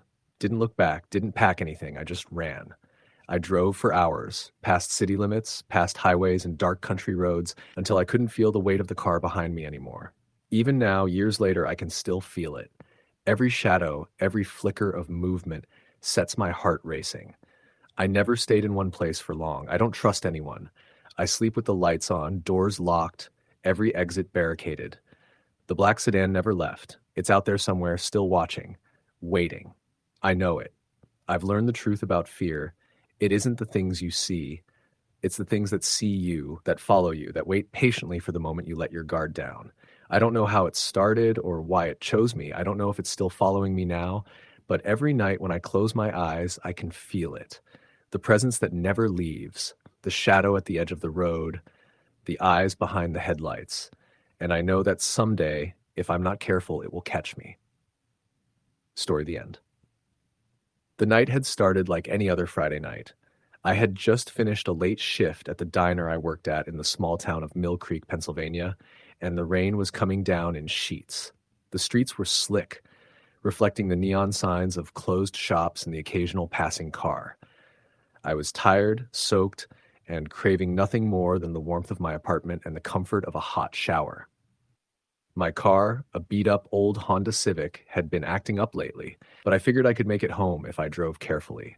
The drive usually took 15 minutes, but the rain made it feel like I was crawling through a river. I passed the outskirts of town. The gas station I sometimes stopped at still open, its fluorescent lights flickering. I didn't bother stopping. I just wanted to get home. That's when I saw him. I don't know how else to describe it. At first, I thought it was a hitchhiker, drenched in the rain, standing on the side of the road with his thumb out. But there was something off. His clothes were dark, soaked, clinging to his body unnaturally. His hair looked like it had been plastered to his skull by the rain, but I could barely make out his face. I slowed down to maybe 20 miles an hour, my headlights cutting through the heavy rain. He stepped forward, raising one hand. At that moment, I noticed his movements weren't quite right. They were stiff, almost mechanical, and his eyes, or the empty sockets where I thought eyes should be, seemed to reflect nothing, like mirrors. My stomach dropped and I hit the gas, my car fishtailing slightly on the slick road. I couldn't shake the feeling that he was following me. Every time I glanced in my rearview mirror, I could swear he was standing a little closer to the road, his head tilted unnaturally. Panic started to rise in my chest. I considered pulling over, calling the police, but the cell signal was weak out here. My hands were clammy on the wheel and my heart was hammering. Then I saw the turnoff for my apartment complex up ahead. Relief washed over me, but it didn't last. As I approached the gate, I noticed a figure standing in the middle of the road, blocking my path. The figure was tall, impossibly tall, and completely still. My headlights reflected off what looked like a pale, wet mask covering its face. I slammed on the brakes, the tires screeching against the asphalt. It didn't move. I tried to back up, but my car wouldn't respond properly. It was like the rain had glued the tires to the ground. My heart pounded in my ears, and I could feel sweat running down my face, mixing with the rain. I don't know what made me do it, but I threw the car into drive and plowed forward. The figure didn't move. The hood of my car hit it, a sickening crunch, but the figure didn't stagger. It didn't fall. It just stood there. And then as I screamed, it vanished. Just like that. No sound, no splash in the puddle. Nothing. I parked the car in front of my apartment, shaking so badly I could barely unlock the door. Inside, it was dark and silent, the usual creaks of my building absent, like the world had stopped breathing. I locked the door behind me, leaned against it, and tried to convince myself it had been a hallucination. Maybe the exhaustion, the rain, the stress. That had to be it. I didn't sleep that night. Every time I closed my eyes, I saw him, standing there, head tilted, soaking wet, expressionless. By morning, I was a wreck. I didn't tell anyone about it. People would think I was crazy. Over the next few days, I noticed strange things. Small things at first. The sound of someone walking in the hall outside my apartment, even though I knew I was alone. Items slightly out of place, my keys on the counter moved from where I always left them. I tried to brush it off, telling myself I was just being paranoid. But then it escalated. I came home one night to find muddy footprints leading from my front door into the living room. They weren't mine, and the pattern was strange, uneven, like whoever, or whatever, had been limping. I didn't sleep for 3 nights. I installed extra locks, checked the doors and windows obsessively. Nothing stopped it. Then came the sounds. Always at night around 2 a.m. It started with soft tapping on the walls like fingernails. I would freeze, listening, my chest tight, and the tapping would move closer, circling the room. I tried recording it, but when I played it back, there was nothing.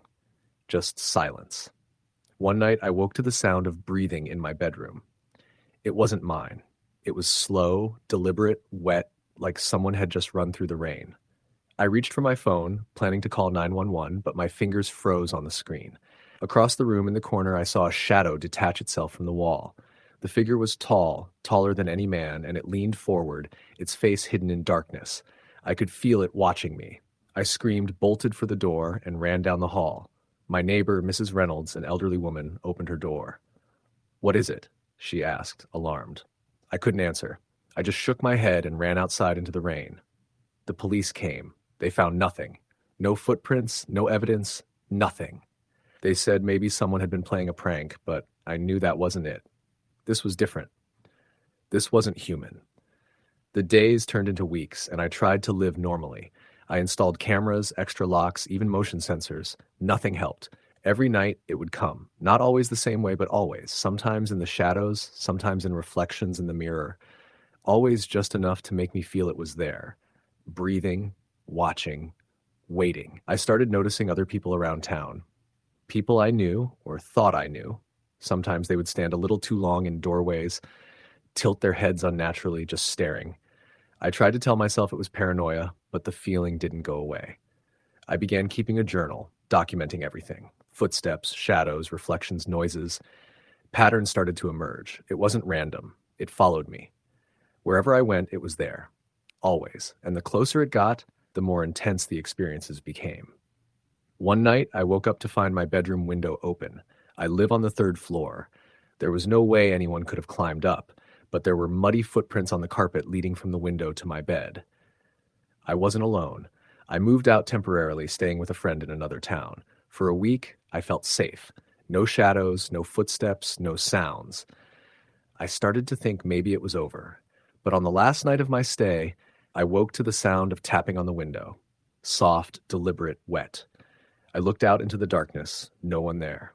But then I saw it, reflected in the glass standing behind me in the room, head tilted, soaking wet, expressionless. I left the next morning, abandoning my apartment. I didn't care about my lease, my belongings, nothing mattered except getting away. I stayed with friends, moving between houses, always checking locks, always looking over my shoulder. Months passed. I started to regain some semblance of normal life. I got a new job, a new apartment in a different city. I thought I had escaped, but the feeling never left. The fear, the certainty that it was still out there, waiting, watching, never went away. Then I got the call. It was from Mill Creek, my old apartment complex.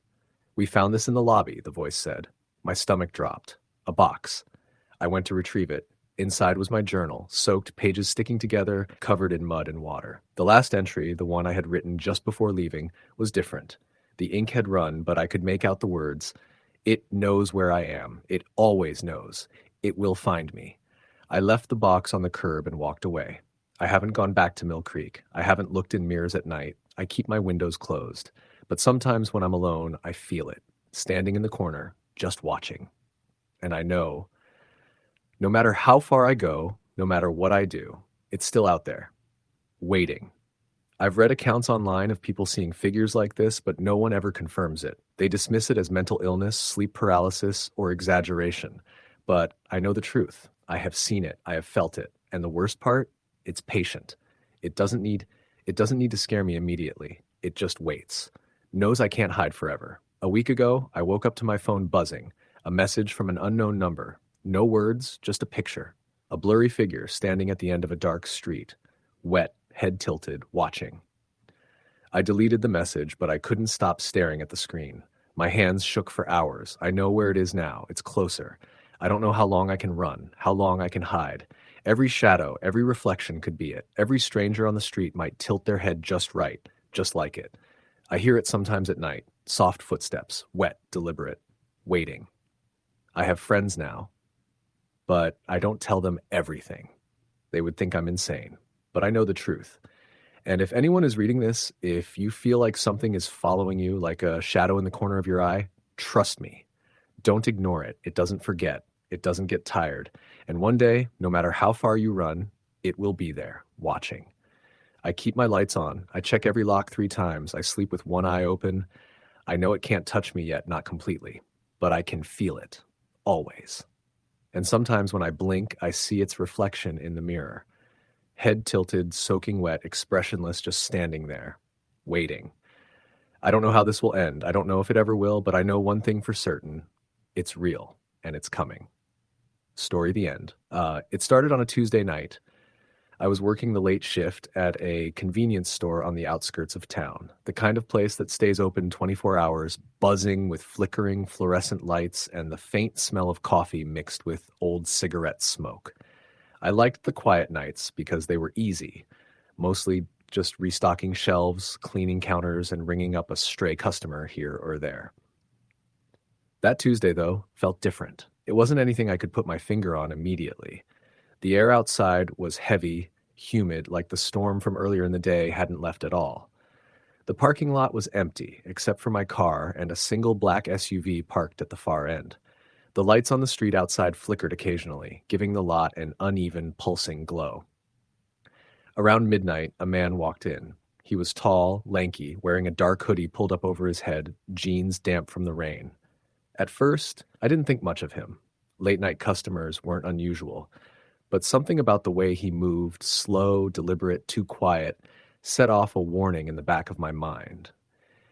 He didn't head for the snack aisle or the soda cooler. He just stood near the entrance, hands in his pockets, staring. I tried to keep it casual.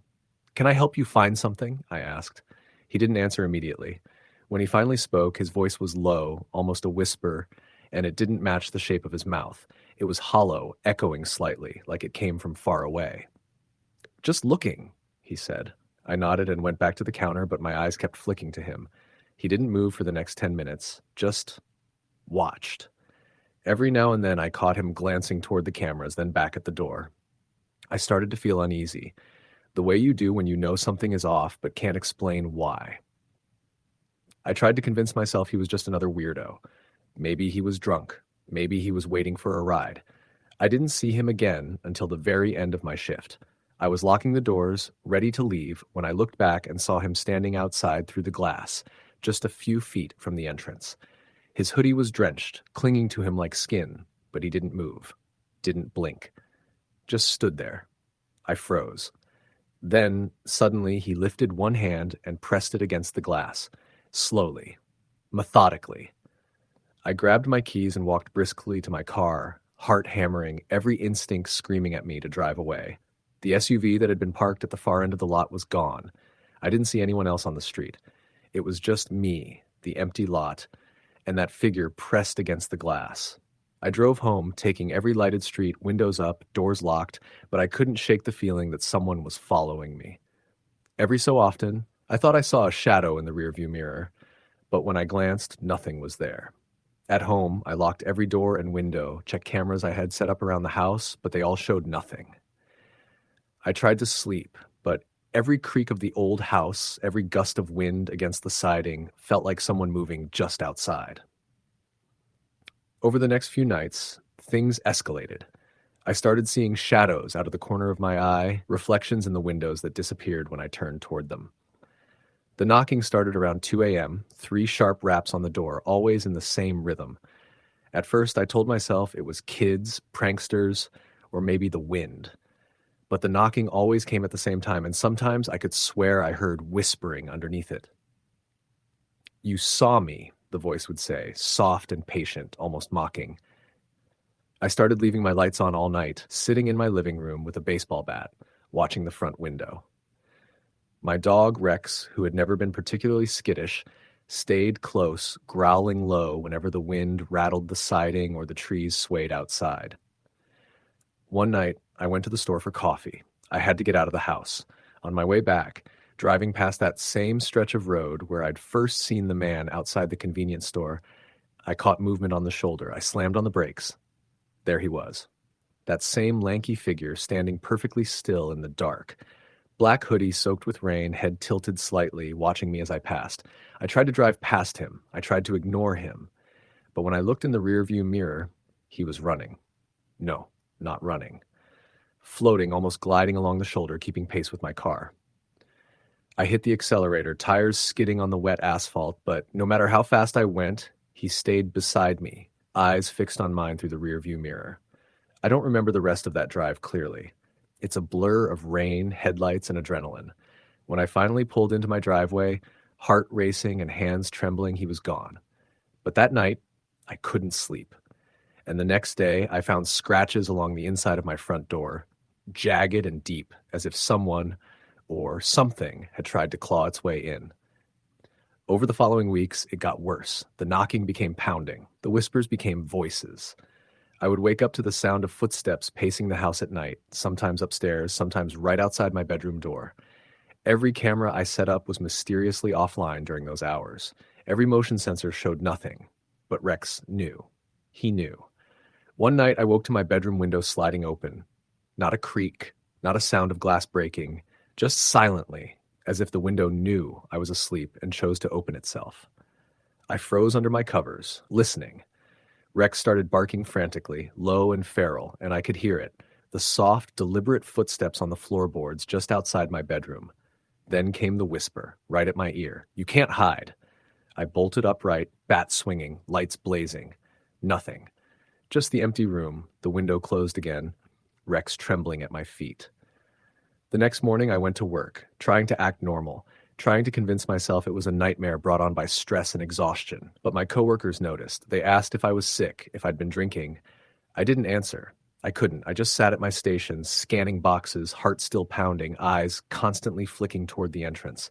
That night, I didn't go home. I stayed in my car, parked a block away, sitting in the rain, watching my house.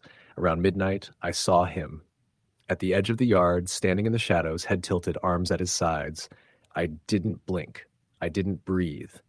And then, slowly, impossibly, he stepped into the light of my porch, just a few feet from the door. I couldn't see his face, but I knew those black eyes were on me. I stayed there until dawn, cold, soaked, and trembling. When the sun rose, he was gone. But the scratches were back on the door, deeper this time, fresh and glistening. I moved 2 days later, packed my life into boxes, and left that house behind.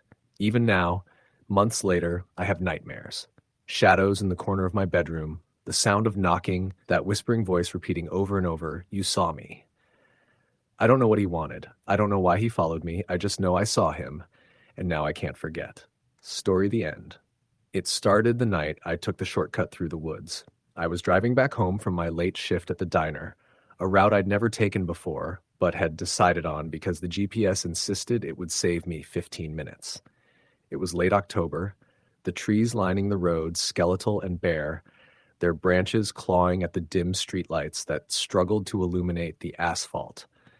The moon was hidden behind clouds, and the only sound was the hum of my old Chevy's tires on the wet pavement. About 10 minutes in, I realized I hadn't seen a single house, street lamp, or sign of civilization, just trees and the road curving ahead into darkness.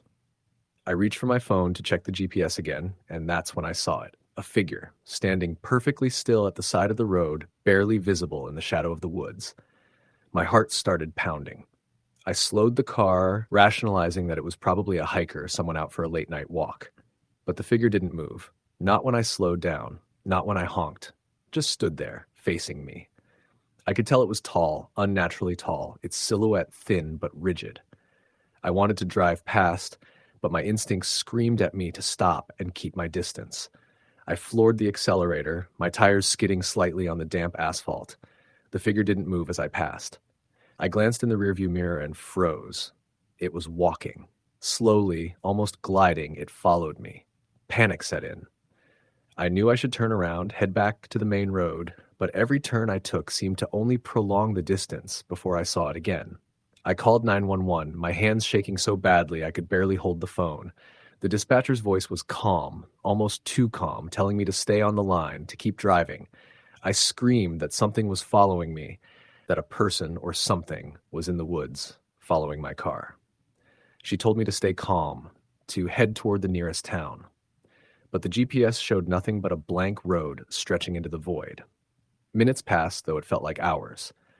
The figure appeared at every curve, at every stretch where the road opened slightly. Sometimes I thought I saw its face, pale and stretched, with eyes that reflected the headlights in a way that made them glow. I wanted to look away, to focus on the road, but I couldn't. Something about it demanded I watch. Finally, I reached a bend where the road sloped downhill toward a bridge. My car's engine faltered briefly, fuel light flashing, battery low, and I thought I was done. The figure was closer now, walking on the asphalt, not in the woods. I panicked, shoved the gear into neutral, and coasted down the hill as fast as I could. When I looked up, the bridge was dark, no lights, no end visible, and the figure stopped at the edge, as if deciding whether to follow. I slammed on the brakes, heart hammering, tires squealing. Somehow, I made it across the bridge. Lights of a small town appeared in the distance. I didn't stop until I reached a police station, jumping out of the car, drenched in sweat, shaking uncontrollably. The officer who met me looked at me like I was insane when I tried to explain what had happened. They checked the road, the woods, but there was no sign of anyone. No footprints, no car tracks, nothing. I tried to rationalize it for days. Sleep deprivation, stress, exhaustion from the double shifts. It all made sense, I told myself. But that night, as I slept with every light on, I heard something tapping at my window. Not the soft patter of rain or a branch moving in the wind. Solid, deliberate taps. 1, 2, 3. Pausing, then repeating. I froze, listening, my body paralyzed. When I mustered the courage to peek through the blinds, I saw nothing. But the air in my apartment felt heavier, oppressive, as if the presence of something was lingering, watching from the dark beyond the glass. The next day, I avoided the woods entirely, sticking to main roads. But every time I got near the bridge, the hairs on my neck stood on end. I started checking the rearview mirror obsessively. Sometimes, when I thought I was alone on the road, I saw a dark silhouette, always at a distance, always gone when I tried to focus. Weeks passed, and the encounters escalated. It no longer mattered what time of day it was. I'd catch glimpses of the figure in parking lots, in the shadows near stores, at intersections when the sun had set. It never approached, never made a sound, but its presence was undeniable. One night, I parked outside a 24-hour convenience store to buy coffee. As I walked toward the door, I noticed the same tall, thin silhouette standing in the lot just beyond the light. I froze, holding the door frame, heart pounding, debating whether to run or pretend I didn't see it. The figure didn't move, didn't blink. Then, without a sound, it vanished. I left the store quickly, keys clutched in my hand, checking the lot repeatedly as I got back into my car. The rearview mirror reflected only darkness, but I couldn't shake the feeling that I was being followed. I drove around aimlessly for an hour before I finally convinced myself I had imagined it again. Then came the nights I started hearing it inside the house. It began subtly. A whisper in the hallway, the creak of floorboards outside my bedroom door, but gradually it became undeniable. I'd wake up to the sound of someone breathing just outside my bedroom, slow and deliberate. Doors that I'd locked the night before were found unlocked. Items in the kitchen moved slightly, as if someone had brushed past them. I stopped sleeping. I stopped answering my phone. I didn't tell anyone because no one would believe me. The figure didn't need to speak or touch. Its presence alone was enough to terrify me. One evening, after a particularly long shift, I returned home to find the front door wide open. I didn't recall unlocking it. My heart leapt into my throat as I scanned the apartment, but it was empty. No one. Yet the air felt charged, as if something had been there moments before. On the coffee table was a note, crudely written in what looked like black marker. I see you. I wanted to call the police, but I couldn't bring myself to leave the apartment for long enough to use a phone. I stayed in my bedroom, windows shuttered, doors locked, armed with a baseball bat I kept under the bed. Every sound, wind, rain, the neighbor's dog, set my nerves on edge. I couldn't tell the difference between normal noises and the figure moving outside, waiting for a moment when I was vulnerable. For weeks, it was like living in a waking nightmare. I became hypervigilant, checking every corner of every room, locking every door and window, sleeping in clothes ready to run at a moment's notice. The figure was patient, and that patience made it worse. Sometimes it would be gone for hours or days, and just when I let my guard down, I'd find a note slipped under the door or see a shadow at the edge of the window pane. The breaking point came one night when I woke to the sound of footsteps on my stairs. I lived in a small 2-story apartment. The stairs led directly from the living room to my bedroom. I froze, trying to convince myself it was a dream, but the steps continued, deliberate, slow, stopping just outside my bedroom door. My breath caught in my throat. I whispered, "Who's there?" No answer. The doorknob rattled. I gripped the baseball bat and shouted, "Stay out!" Silence. Then a soft thud as if someone had kicked the door. I ran to the window and threw it open. The fire escape outside beckoned. Without thinking, I climbed down into the alley below and ran. I didn't stop until I reached a 24-hour gas station, drenched in sweat and trembling uncontrollably. The clerk called the police, but when they arrived, no one was there. The alley was empty, no signs of anyone having been there. I left the apartment that night and didn't return. I moved from state to state, never staying in one place for long. Every new apartment, every hotel felt the same. Shadows at the edge of my vision, creaks and thuds in the night, notes slipped under doors, subtle reminders that it was still there. The black sedan, the tall, thin figure, sometimes separate, sometimes together, always watching, always patient. Years have passed, but the fear never left. I sleep with lights on, doors locked, windows reinforced. I can't trust anyone. Even now, when I close my eyes, I see the figure standing in the distance, waiting. It doesn't need to approach. Its mere presence is enough to make me tremble, to make me wonder if I'll ever truly be safe. I don't know why it chose me or if it will ever let me go. All I know is that it's out there somewhere, and I can feel it. Always. Watching. Waiting. Story the end. It was the kind of night where the darkness seemed to press down on the world like a living thing, suffocating and thick. Rain poured relentlessly, bouncing off the asphalt and drumming against the roof of my old sedan as I drove down the back roads of Pennsylvania. I had taken this route hundreds of times before, an attempt to cut time on my commute home, but tonight, something felt different. The air smelled metallic, and the trees lining the road seemed to lean in unnaturally, their wet branches tapping against the sides of my car in rhythm with the storm. I had been driving for nearly 2 hours straight, exhausted from the late shift at the factory. My headlights barely penetrated the thick fog, and every curve in the road seemed sharper, every shadow deeper. I told myself I was just tired, that my imagination was turning the familiar into something sinister, but a creeping unease had rooted itself in my chest. I saw it first in the reflection of my rearview mirror, a figure standing in the middle of the road, drenched, pale, motionless. I slammed on my brakes, the tires screeching, and swerved just enough to avoid hitting it. The figure didn't move, didn't flinch, just remained there, staring as the rain plastered its hair to its face. My hands were shaking so badly I had to grip the steering wheel with all my strength to keep control of the car. By the time I gathered the courage to look back, it was gone. My pulse was racing, and I told myself it had been a trick of the fog or a discarded coat hanging on a branch, but a gnawing feeling in my gut told me otherwise. I tried to push it out of my mind, focusing on the yellow line cutting through the rain-soaked night. A mile down the road, my headlights caught another figure, closer this time, emerging from the trees. It was a man, or maybe it was a boy. I couldn't tell in the poor light. His clothes were soaked, dark with rain, and he didn't move as I passed him. I slowed slightly, adrenaline making me hesitant, but my rational side told me it was probably someone who had gotten lost in the storm. I could have stopped, offered help, but instinct screamed at me not to. Then my car skidded over something in the road. I slammed on the brakes again and got out, slipping in the mud to look. My headlights illuminated a body. A man, his face pale and twisted, his eyes wide open and unseeing. The rain mixed with blood and mud, making the scene grotesque.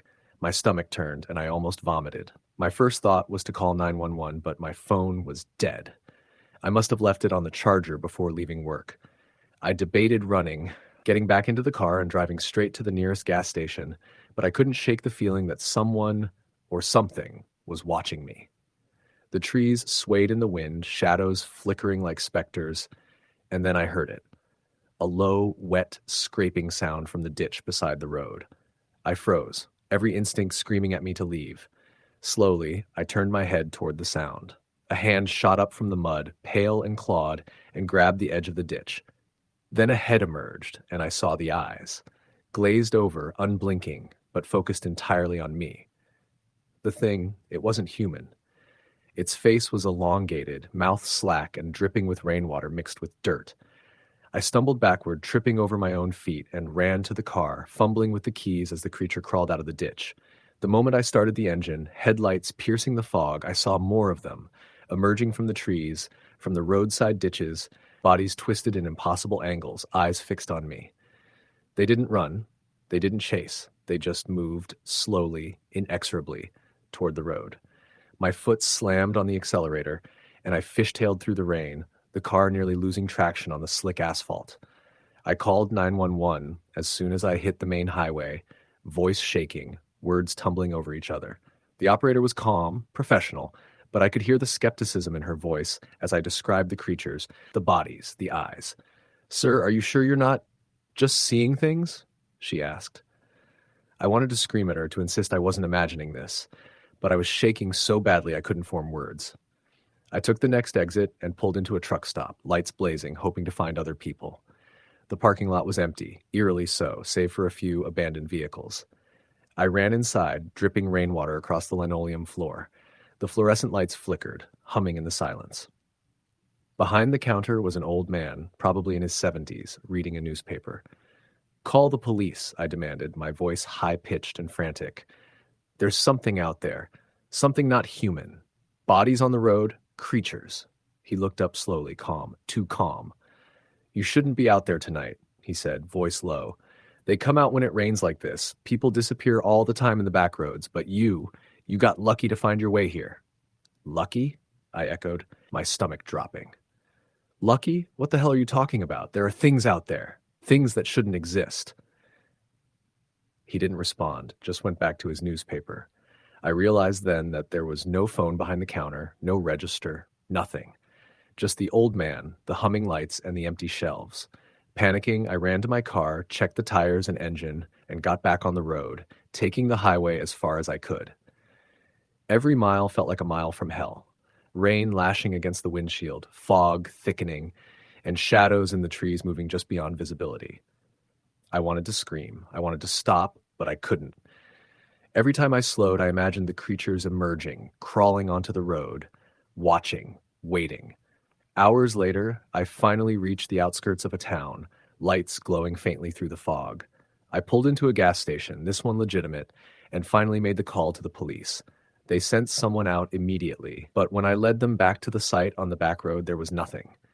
No bodies, no creatures, nothing but mud, broken branches, and the faint scent of iron in the air. The officers exchanged glances, polite smiles, and thanked me for my concern. Probably just a local prank, one said. Maybe someone dumped some old mannequins out here. I drove home that night, staring at every shadow, every corner of the road. I kept thinking I saw movement in the trees, silhouettes watching me, but by the time I looked directly, nothing was there. That night, I couldn't sleep. Every noise outside my window made me flinch, my mind replaying the faces, the eyes, the bodies I had seen. The next morning, I went to work, hoping the sunlight would wash the nightmare away, but it didn't. Shadows seemed darker, strangers on the street lingered a moment too long, and the rain clouds never fully lifted. Weeks passed. I avoided the back roads entirely, sticking to main highways. I told a few friends, but most laughed it off as fatigue, stress, or hallucination. I didn't blame them. It sounded insane. But I couldn't shake the memory of the creatures. The way they moved, the unnatural angles of their limbs, the way their eyes seemed to follow me long after I had escaped. Then one evening, I was sitting on my porch when I heard scratching at the edge of my yard. At first, I thought it was a raccoon or a stray cat, but the pattern was deliberate, rhythmic.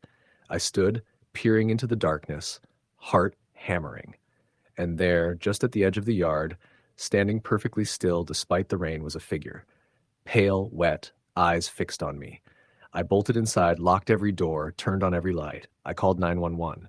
The operator listened, a faint note of unease in her voice this time. I could hear the static from the line as if the figure outside were somehow disrupting it. And then, in the background, I heard it. A low, guttural hum coming closer. I never saw it move, yet somehow within seconds it was at my back door, tapping lightly, just enough to make me lose my mind. I wanted to run, but I knew the second I stepped outside it would be there, waiting. Days turned into weeks, and the scratching and tapping never fully stopped. Shadows lingered in corners where no light should reach. I've changed my locks, installed cameras, but the footage is always blank. No movement, no figures. Yet I feel their eyes every time I glance at the darkened edges of the house. I've read accounts online, forums about road monsters or shadow things, dismissed as folklore. But I know what I saw. I know the faces, the limbs, the eyes fixed on me. And I know that they are patient. They wait. They don't need to chase. They just wait for the night to fall, for the rain to come, and for the weak or the tired to wander. I still drive, but never at night, never on back roads, never when it rains. The memory is burned into me. The wet asphalt, the fog, the bodies, the scraping from the ditch, the faces staring, always staring. And every time I hear rain pattering on my roof, I know they are out there, somewhere, patient, watching, waiting for the next unlucky soul to wander too far from the safety of the lights. I've tried to warn others, but most dismiss me as crazy. But I can't stop seeing them, feeling them, hearing them. They are real. They are patient and they are coming. Story the end. It was late October, a season when the chill begins to seep into the bones and the nights grow long and suffocating. I was driving back to my apartment in western Pennsylvania after a late shift at the hospital. The rain had been relentless all day, turning the winding country roads into streams and making the headlights of my old sedan reflect in a dizzying blur. I remember gripping the wheel tightly, constantly squinting through the windshield, and hoping I wouldn't hit one of the many potholes or deer that had been wandering closer to the road with each passing year. I took the shortcut through a stretch of Route 422 that cut past the abandoned mill. I never liked driving that way at night, but it shaved at least 15 minutes off the trip. The mill had been empty for decades, yet there were always rumors. Locals claimed it was haunted, though no one ever really said by what. Just the usual tales. Lights flickering in the windows, strange noises echoing late at night, and the feeling of being watched if you were foolish enough to stop nearby. I had always brushed it off as the product of too many horror stories on the internet. That night, though, with the rain pounding down and the road slick, it felt different. Heavier somehow. As I passed the mill, I noticed a figure standing at the edge of the property, just barely visible in the dim glow of my headlights. At first, I thought it was a worker who had been left behind or a hitchhiker foolish enough to be out in the storm. But then I realized it was standing completely still, almost unnaturally so, and it didn't move as I drove past.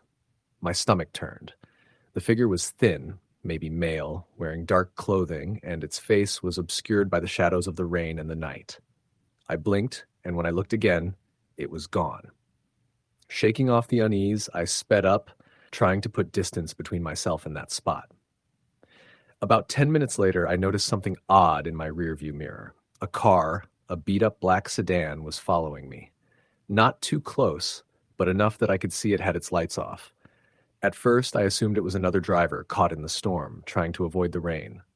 But then it stayed with me as I turned onto another country road, the kind that cuts between dense woods with no streetlights. My anxiety spiked.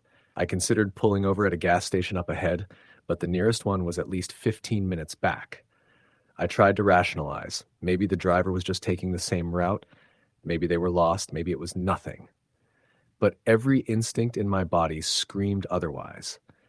The car mirrored every turn I made. Every time I accelerated, it accelerated. When I slowed down for a curve, it did too. My hands were trembling on the wheel, and I felt my heart hammering so hard I was sure anyone in the passenger seat with me could hear it. I thought about calling the police, but my phone battery was low, and the signal in that area was spotty at best. I tried to memorize the license plate, but it was too dark and too far to make out. My only option was to get home, lock the doors, and hope for the best. I took a sharp turn onto a smaller side road, one I knew would loop back to the highway near my apartment. The black sedan followed. That's when I noticed something I'll never forget. The driver wasn't wearing a mask or anything. There was no driver at all. The seat was empty. Panic overtook me, and I slammed on the accelerator. The rain splattered like shards of glass against the windshield as I swerved through the turns, praying the road wouldn't end abruptly. After what felt like an eternity, I reached the familiar stretch near the highway. The car didn't follow me anymore. I slowed down, breathing hard, my knuckles white from gripping the wheel. I told myself it had been a trick of the light, a hallucination, or maybe I had just been overtired. But deep down, I knew I hadn't imagined it. By the time I pulled into my apartment complex, I was shaking too much to even think straight. I parked, double-locked my doors, and sat in the car for a few minutes, trying to calm down. I didn't sleep that night. Every creak of the building, every rustle outside my window made me jump. It got worse over the next few days. I started noticing small things around my apartment, items slightly out of place, the feeling that someone was standing behind me whenever I entered a room, even when I lived alone. One night, I woke to the sound of breathing. Heavy, deliberate, right next to my bed. My heart slammed against my ribs as I fumbled for my phone, ready to call 911. But when I turned on the flashlight, the room was empty. I checked every closet, under the bed, behind the door, nothing. A week later, I decided I couldn't take it anymore and went to stay with a friend in Pittsburgh.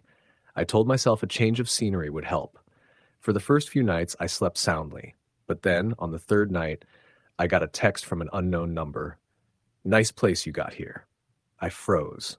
My fingers trembled as I typed back, "Who is this?" There was no reply. Then another message came, "I like watching you sleep." I panicked and called the police. They told me to keep my phone on and not respond, that they could try to trace it. The next day, I went back to my apartment with 2 officers. The place looked normal, nothing out of place. The officer advised me to stay elsewhere for a while, and I agreed. Weeks went by and the text stopped. I thought maybe it was over. But one night I got home late from work and found my door ajar. I never forget the smell of damp metal and something else, something I couldn't place. Inside, everything was untouched, yet I knew someone had been there. On the kitchen counter was a single black feather. I have no idea what it meant. I took it as a warning. I installed cameras, changed my locks, and even got a dog. The cameras recorded nothing unusual, yet I could feel it, the sense that someone was always near, just out of sight. Then one night, while watching the live feed from my phone, I saw it. A thin figure standing at the edge of my backyard, completely still, just like the first night by the mill. Its eyes glowed faintly in the infrared, unblinking, unmoving, watching. I called the police again, but when they arrived, the figure was gone. They didn't take me seriously. A week later, I found a note slipped under my door. It was typed on paper, no handwriting. "You can't run." Months passed. I tried to ignore it, but it escalated. I began to find scratches on my doors, on the floors, small symbols carved into the wood. My dreams became nightmares, visions of the figure standing over my bed, of endless rain, of roads I couldn't escape from. I started seeing it in reflections, just out of the corner of my eye. One night, I woke to the sound of my bedroom window sliding open. I had triple locked it. My dog was growling low in the corner. I froze. And then I heard it. A whisper coming from the darkness, soft but certain. "You can't hide from me." I ran. I left everything behind. Apartment, possessions, memories. I drove north, trying to lose it, trying to put distance between myself and that stretch of Route 422, between myself and the abandoned mill. But it followed.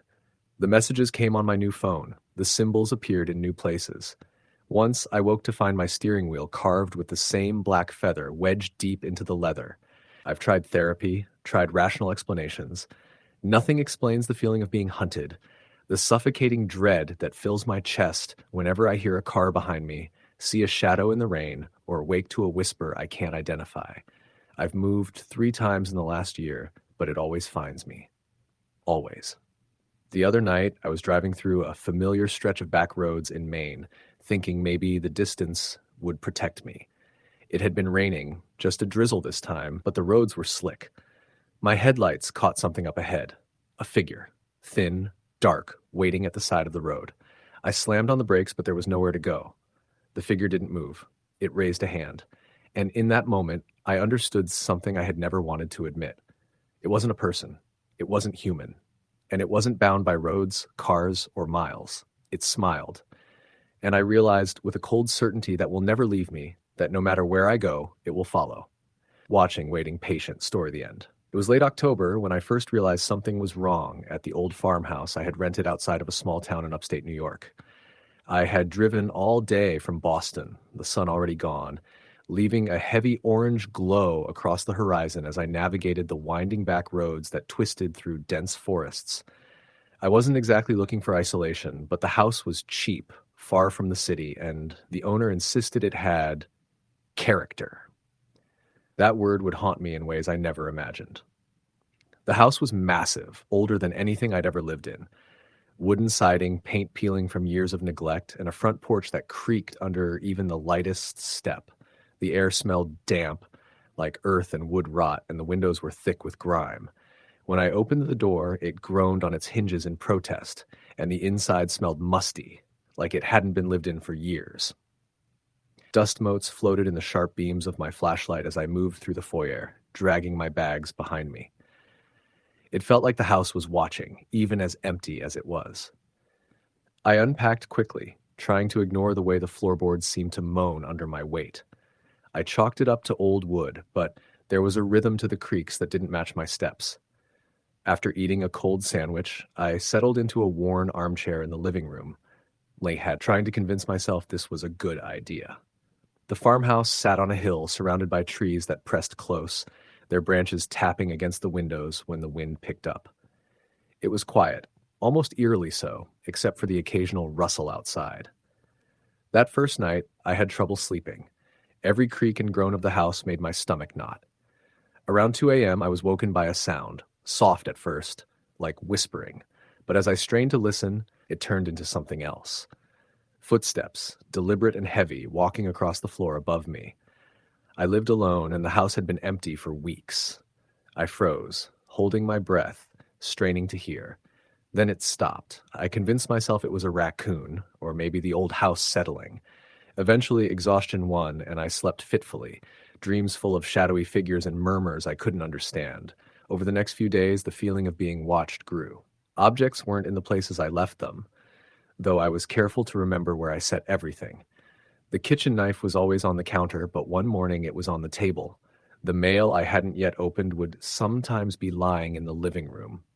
I told myself I was imagining it, stressed from work and the long drive, but the shadows in the corners seemed alive. They moved when I wasn't looking directly at them. It was on the third night that it got worse. I was in bed scrolling on my phone when I heard it, a soft thump at the foot of my bed. My heart stopped. I stared into the darkness, trying to make sense of what I had just heard. Then I heard it again, and this time it moved closer, almost dragging across the floor. I wanted to scream, but my voice caught in my throat. I reached for the flashlight on my nightstand and flicked it on, shining it toward the door. Nothing. Nothing. Just the empty room and my own racing heartbeat. I tried calling the owner the next morning, but he laughed it off. "Old houses make noises," he said. "You're probably just tired. Go for a walk, clear your head." I wanted to believe him, but walking around didn't help. Even outside, the feeling followed me. Every time the wind rustled the trees, it sounded like whispers, and at night the footsteps came again, always pacing, always above me. I started setting up cameras around the house. Motion detectors, infrared cameras. I wanted proof, something concrete. The first few nights, nothing. I checked the footage obsessively, rewinding and fast-forwarding, hoping to see what I felt, but didn't. Then, one night, I woke to the sound of whispering right outside my bedroom door. I scrambled for the camera in my bag, turned it on, and aimed it at the door. What I saw made my stomach drop. A shadow, hunched and slow-moving, and it passed by the door. It had no discernible features, just the shape of a person, and it moved with a deliberate purpose. I froze, unsure whether to run or hide.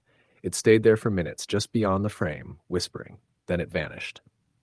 The next day, I reviewed the footage. It was there, unmistakable. And then something else caught my eye. A small shape in the corner of the frame, a child, I think, barely moving. Its eyes were dark holes, and it stared directly at the camera before disappearing. I didn't sleep that night.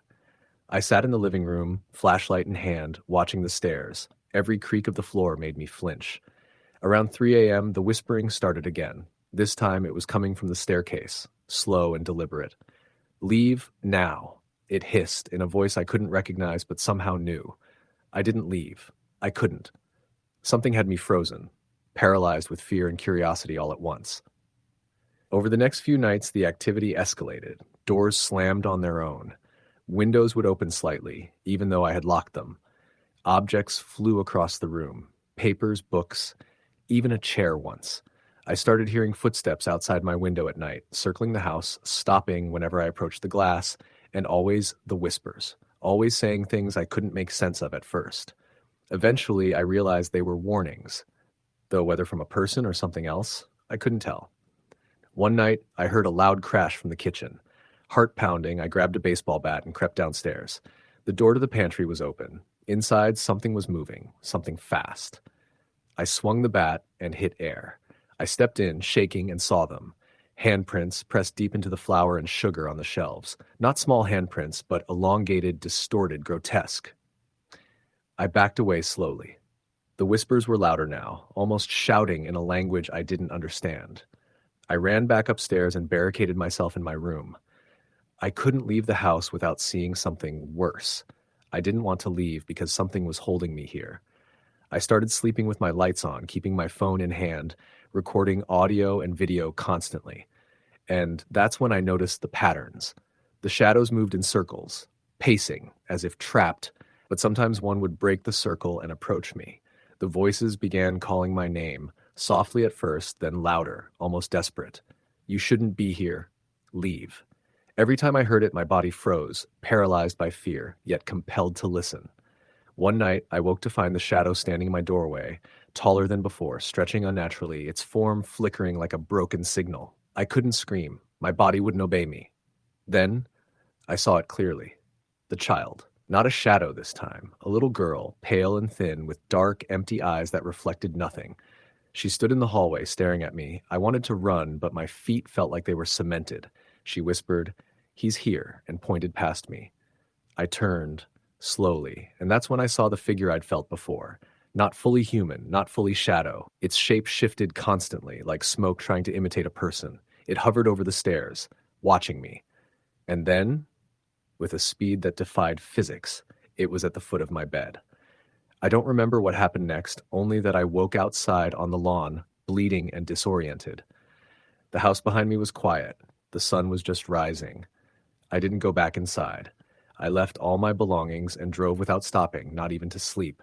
For weeks afterward, I couldn't shake the feeling of being followed. Shadows lingered in my peripheral vision. Whispers came through the static on the phone. Even in crowded areas, I felt watched. Eventually, I reported the farmhouse to the local authorities. They laughed, dismissing it as a prank or my imagination. I showed them the footage, the handprints, the shadows, the girl, but the files were corrupted. Every photo and video I had was distorted beyond recognition. Nothing could explain what I had seen. The locals told me the house had a history. Families disappeared, tenants fled in terror, always citing something in the house. But no one stayed long enough to record it. No one survived long enough to describe it. I couldn't bring myself to return and verify it. Months later, I received a letter. No return address. Inside was a single photograph. Me, asleep in the farmhouse, taken from the corner of the room. Behind me, a shadow taller than the ceiling. The little girl standing next to it, smiling. Written on the back, in what looked like my own handwriting, but I know I didn't write it, were the words, "You never left." Even now, I can feel it, the way it used to follow me. I can't look at the corner of any room without sensing it. The shadows, the whispers, the feeling of cold presence pressing close. Some nights, I swear I hear the little girl calling my name softly, just outside my door. I've moved several times, changed cities, but it doesn't matter. It's patient, it's waiting, and I know it always will be. Story the end. It was late September. The kind of dry, almost suffocating air that clung to the back of your throat when you stepped outside, and the kind that seemed heavier at night, as if something unseen was pressing down on the world. I had recently moved to a small town in northern Georgia, a place that looked normal on the surface: white picket fences, sleepy streets, the occasional dog barking, but there was a kind of emptiness that felt wrong. The town wasn't abandoned, but it carried the sort of quiet that suggested everyone was waiting for something to happen. I had taken a night shift at the gas station on the edge of town. It was one of those stations that seemed permanently stuck in the 1980s, with fluorescent lights that buzzed faintly and a faded sign outside that flickered intermittently. The job paid just enough to cover rent, gas, and groceries, and it gave me a strange kind of security being alone all night. I liked the quiet. Most people didn't understand, but the quiet made me feel sharp, alert, alive. The first few nights were uneventful.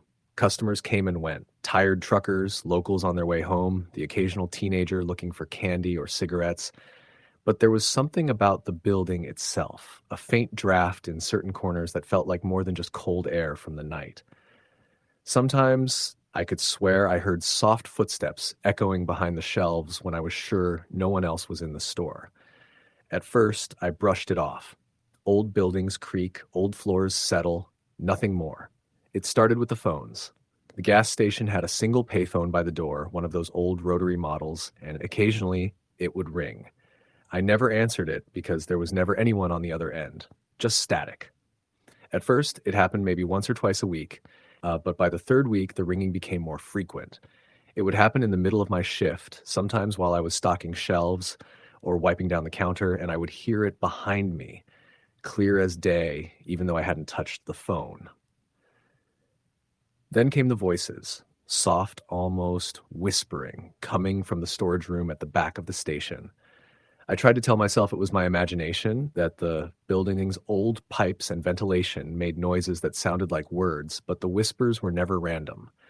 They always said the same thing: "You shouldn't be here." I laughed it off the first time. "Very funny, whoever's messing with me," I muttered to the empty room. But no one was there. The camera footage never caught anyone either. I reviewed it dozens of times. Empty aisles, no signs of forced entry. Just me.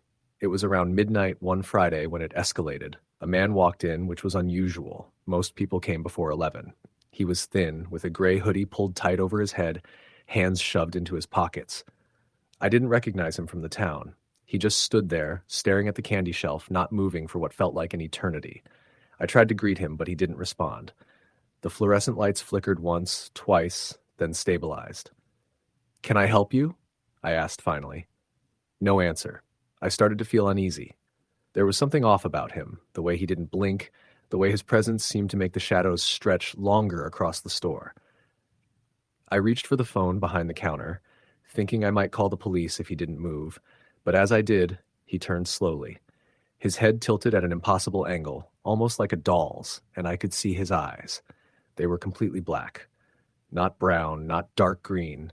Black, like pits that sucked in every ounce of light. I froze. Then he whispered, a voice that didn't sound human, raspy and wet. "Leave now." I don't think I even thought about arguing.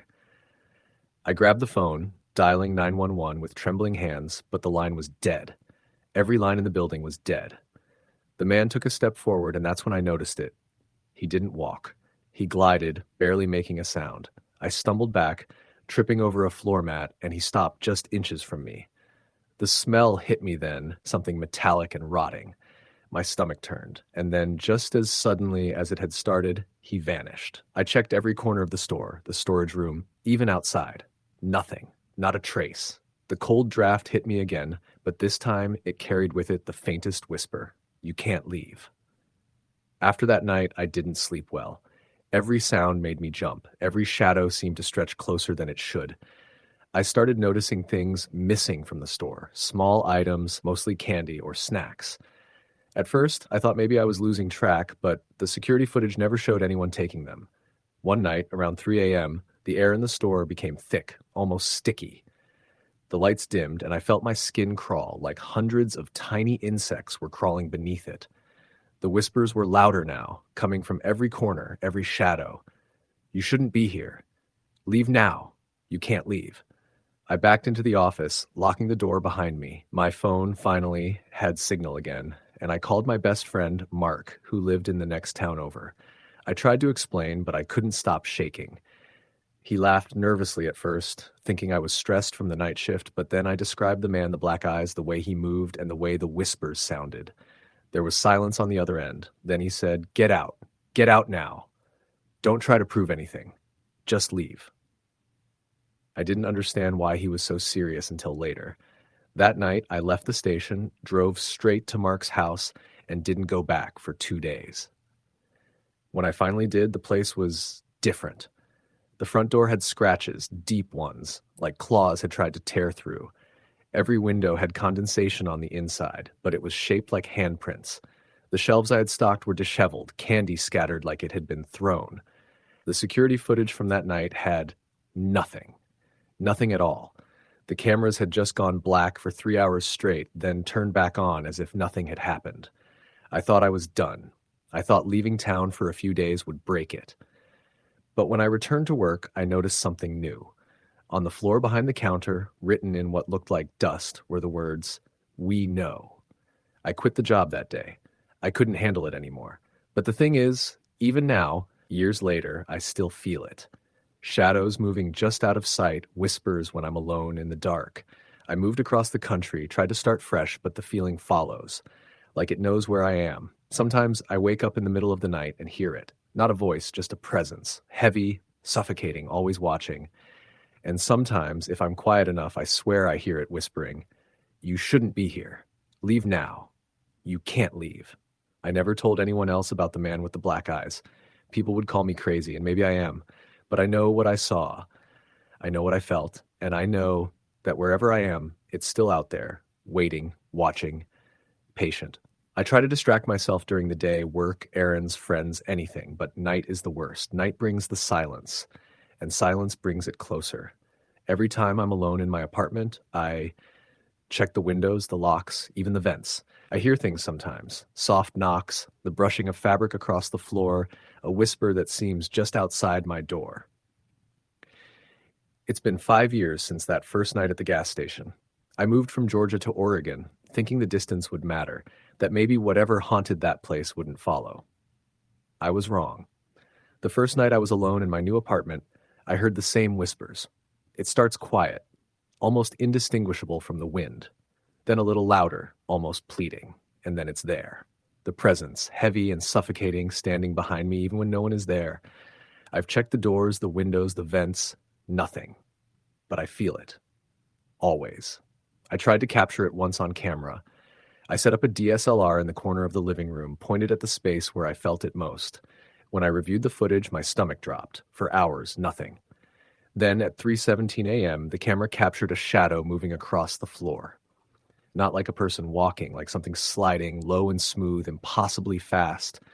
The shadow didn't have legs, but I could see the outline of a head, tilted, just like the man's at the gas station. I stopped recording after that. I can't bring myself to look again. I don't want proof. I don't need proof. I know it's there. I've learned some things about it over time. It doesn't just appear randomly. It waits for isolation, for silence. It doesn't want confrontation. It wants fear, and it feeds on it. The longer I stay in one place, the stronger it becomes. I've tried everything, therapists, moving, staying in lighted rooms all night, even trying to talk to it, reasoning with it. Nothing works. It's patient, intelligent, aware of every move I make. Sometimes I catch glimpses out of the corner of my eye, thin, elongated limbs, the black eyes reflecting light that shouldn't exist, always gone when I turn to face it. I've started noticing small things missing again, just like at the gas station. Pens, small tools, pieces of paper. It leaves marks on furniture, faint scratches, fingerprints that vanish by morning. Once, I woke to find words carved into my bedroom wall. I had never seen them before, never touched that wall. They said the same thing. We know. Sleep has become nearly impossible. Dreams are worse. It comes to me there too, sometimes taking the form of that man, sometimes a faceless shadow whispering the same warning. And I wake up in the exact position I fell asleep in, sometimes with my hands or feet in positions I didn't leave them. I've started keeping lights on, even during the day. The sunlight doesn't help, though. It doesn't matter how bright it is, it's there in every shadow, waiting for nightfall, creeping into corners I can't see.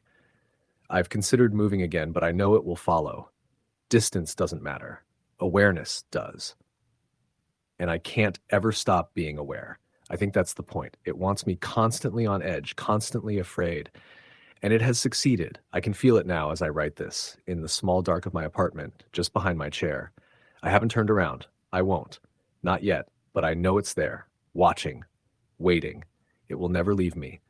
I just hope someone reads this and understands. There are things out there, things that watch, wait, and whisper. And when you hear it, you can't ignore it. You can't run, you can't hide. It doesn't matter where you go or what you do. It's patient, and it always wins. Story the end. It was late September when I first noticed something wrong about the house I had just moved into. I had driven across 3 states to take the job at a small-town newspaper in western Pennsylvania. The apartment I found was cheap. 1 bedroom, 2nd floor of a brick building tucked behind an old grocery store. Cheap rent, decent location, and the landlord promised that the area was quiet, ideal for someone who wanted to live alone for a while. The first night, everything seemed normal. I unpacked, made some dinner, and fell asleep exhausted after the long drive. But at around 2 a.m., I woke up to the faint sound of tapping. It was light, like fingernails on a window pane, but uneven, irregular, almost as if someone were practicing a code. I sat up, listening, straining to hear over the hum of the heater. Nothing outside. The apartment was silent.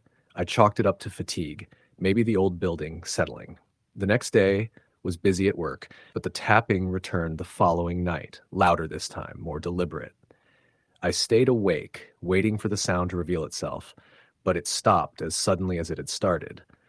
The first few nights, I tried to convince myself it was the wind or some animal, maybe a bird trapped somewhere. But by the 5th night, I couldn't ignore it anymore. I started noticing other things. Items in the kitchen, not where I left them, dishes stacked oddly, the faint smell of damp soil in the living room that didn't belong. At first, I thought I was imagining things, losing track after the stress of moving, but the sensations were too consistent to dismiss. Then I saw him. It was just past midnight. I was heading to the bathroom when I caught a shadow moving across the hallway, just outside my bedroom door. My heart froze. I turned on the light, and there he was. Or at least I thought he was. A man, tall, thin, pale as paper, standing completely still in the corner of the living room. He didn't move when I gasped or when I blinked. His eyes were black pits, deep and endless, and he stared at me as though I were the one on display. I bolted to the kitchen, grabbed a kitchen knife, and backed into the corner, trying to calm my racing heart. When I turned back, he was gone. No footprints, no disturbance, nothing. Just the empty apartment. Sleep became impossible. Every creak of the building, every gust of wind against the siding sounded like footsteps approaching. I started sleeping in the living room with every light on, every door locked, knife under my pillow. Rex, my dog, started acting strange too, growling at empty corners, refusing to leave my side. The first time I called the police, I didn't know what to say.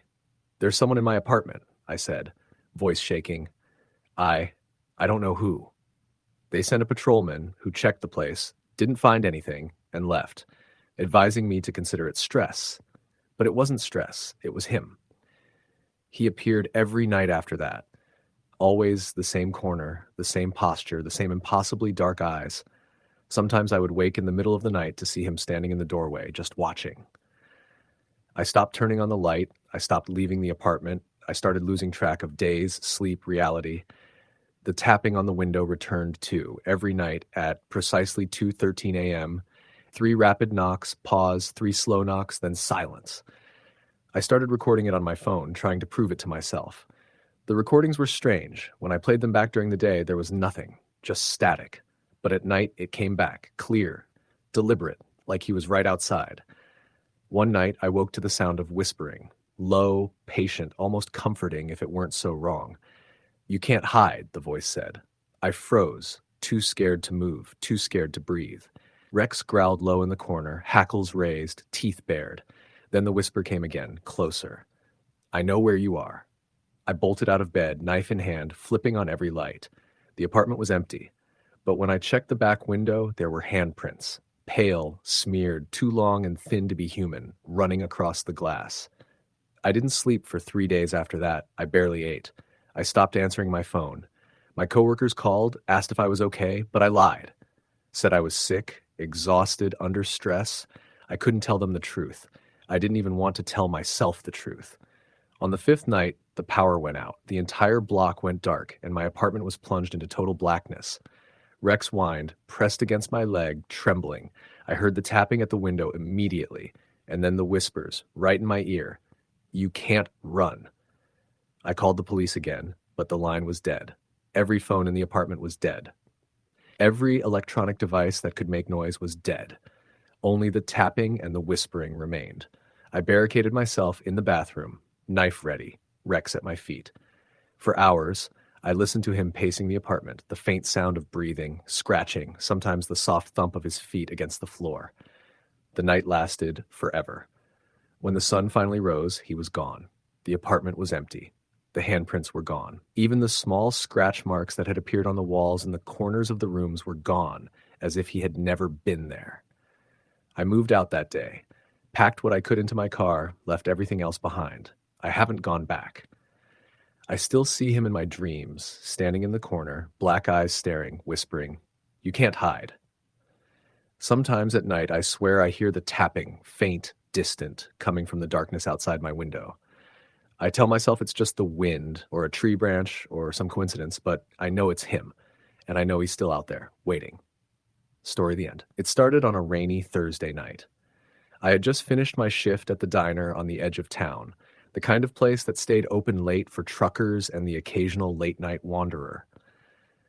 The rain was heavy, sheets of it slamming against my windshield as I drove the long, empty road back to my apartment.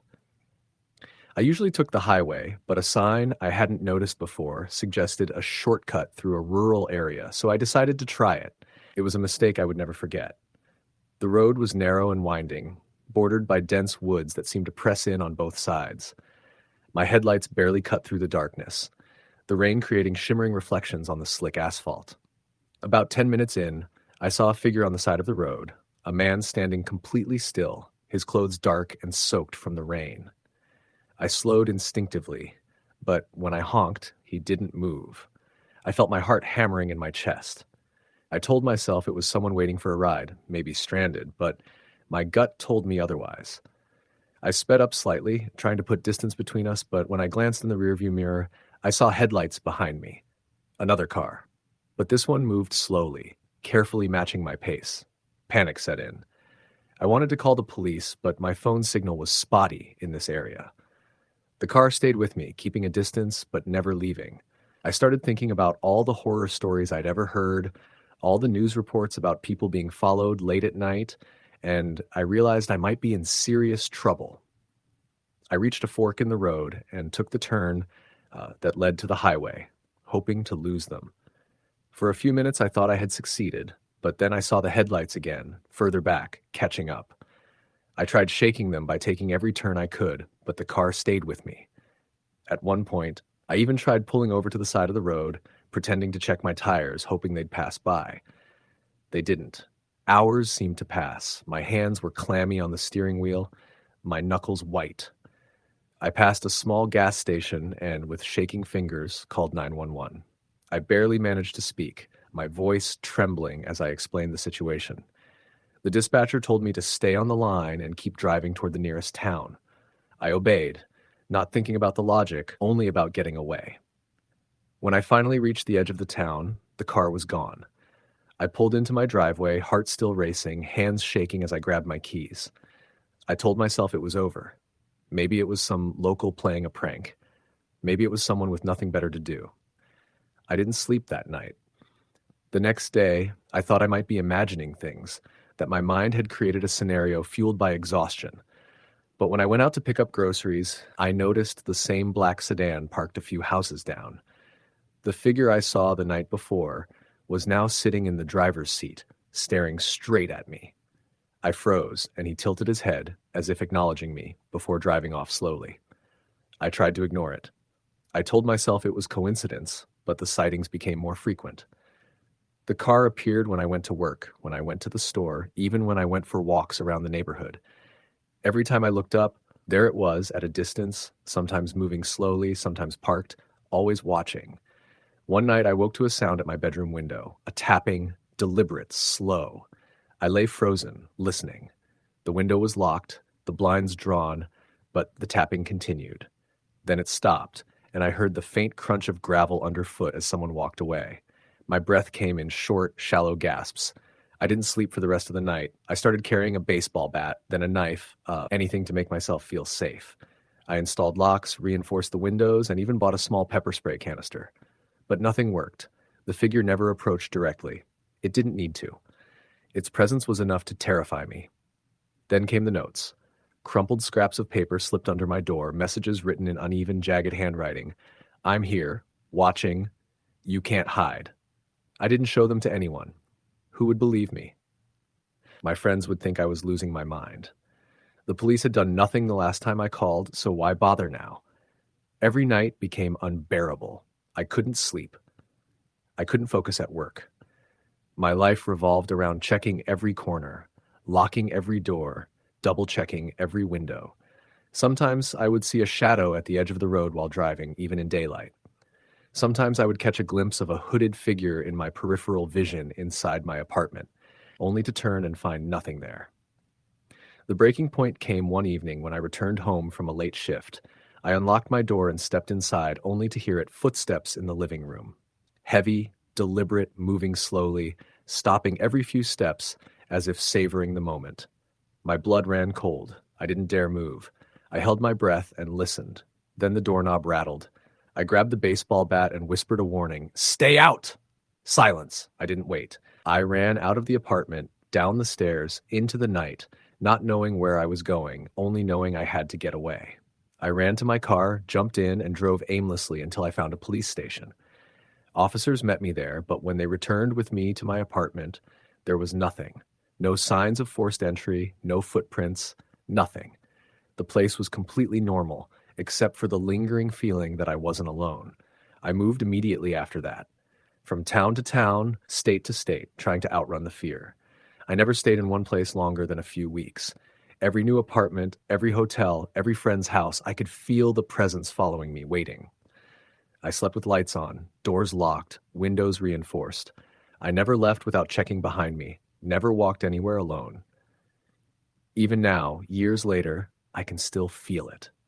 The shadow at the edge of the road, the figure watching from the distance, the tapping at the window in the middle of the night.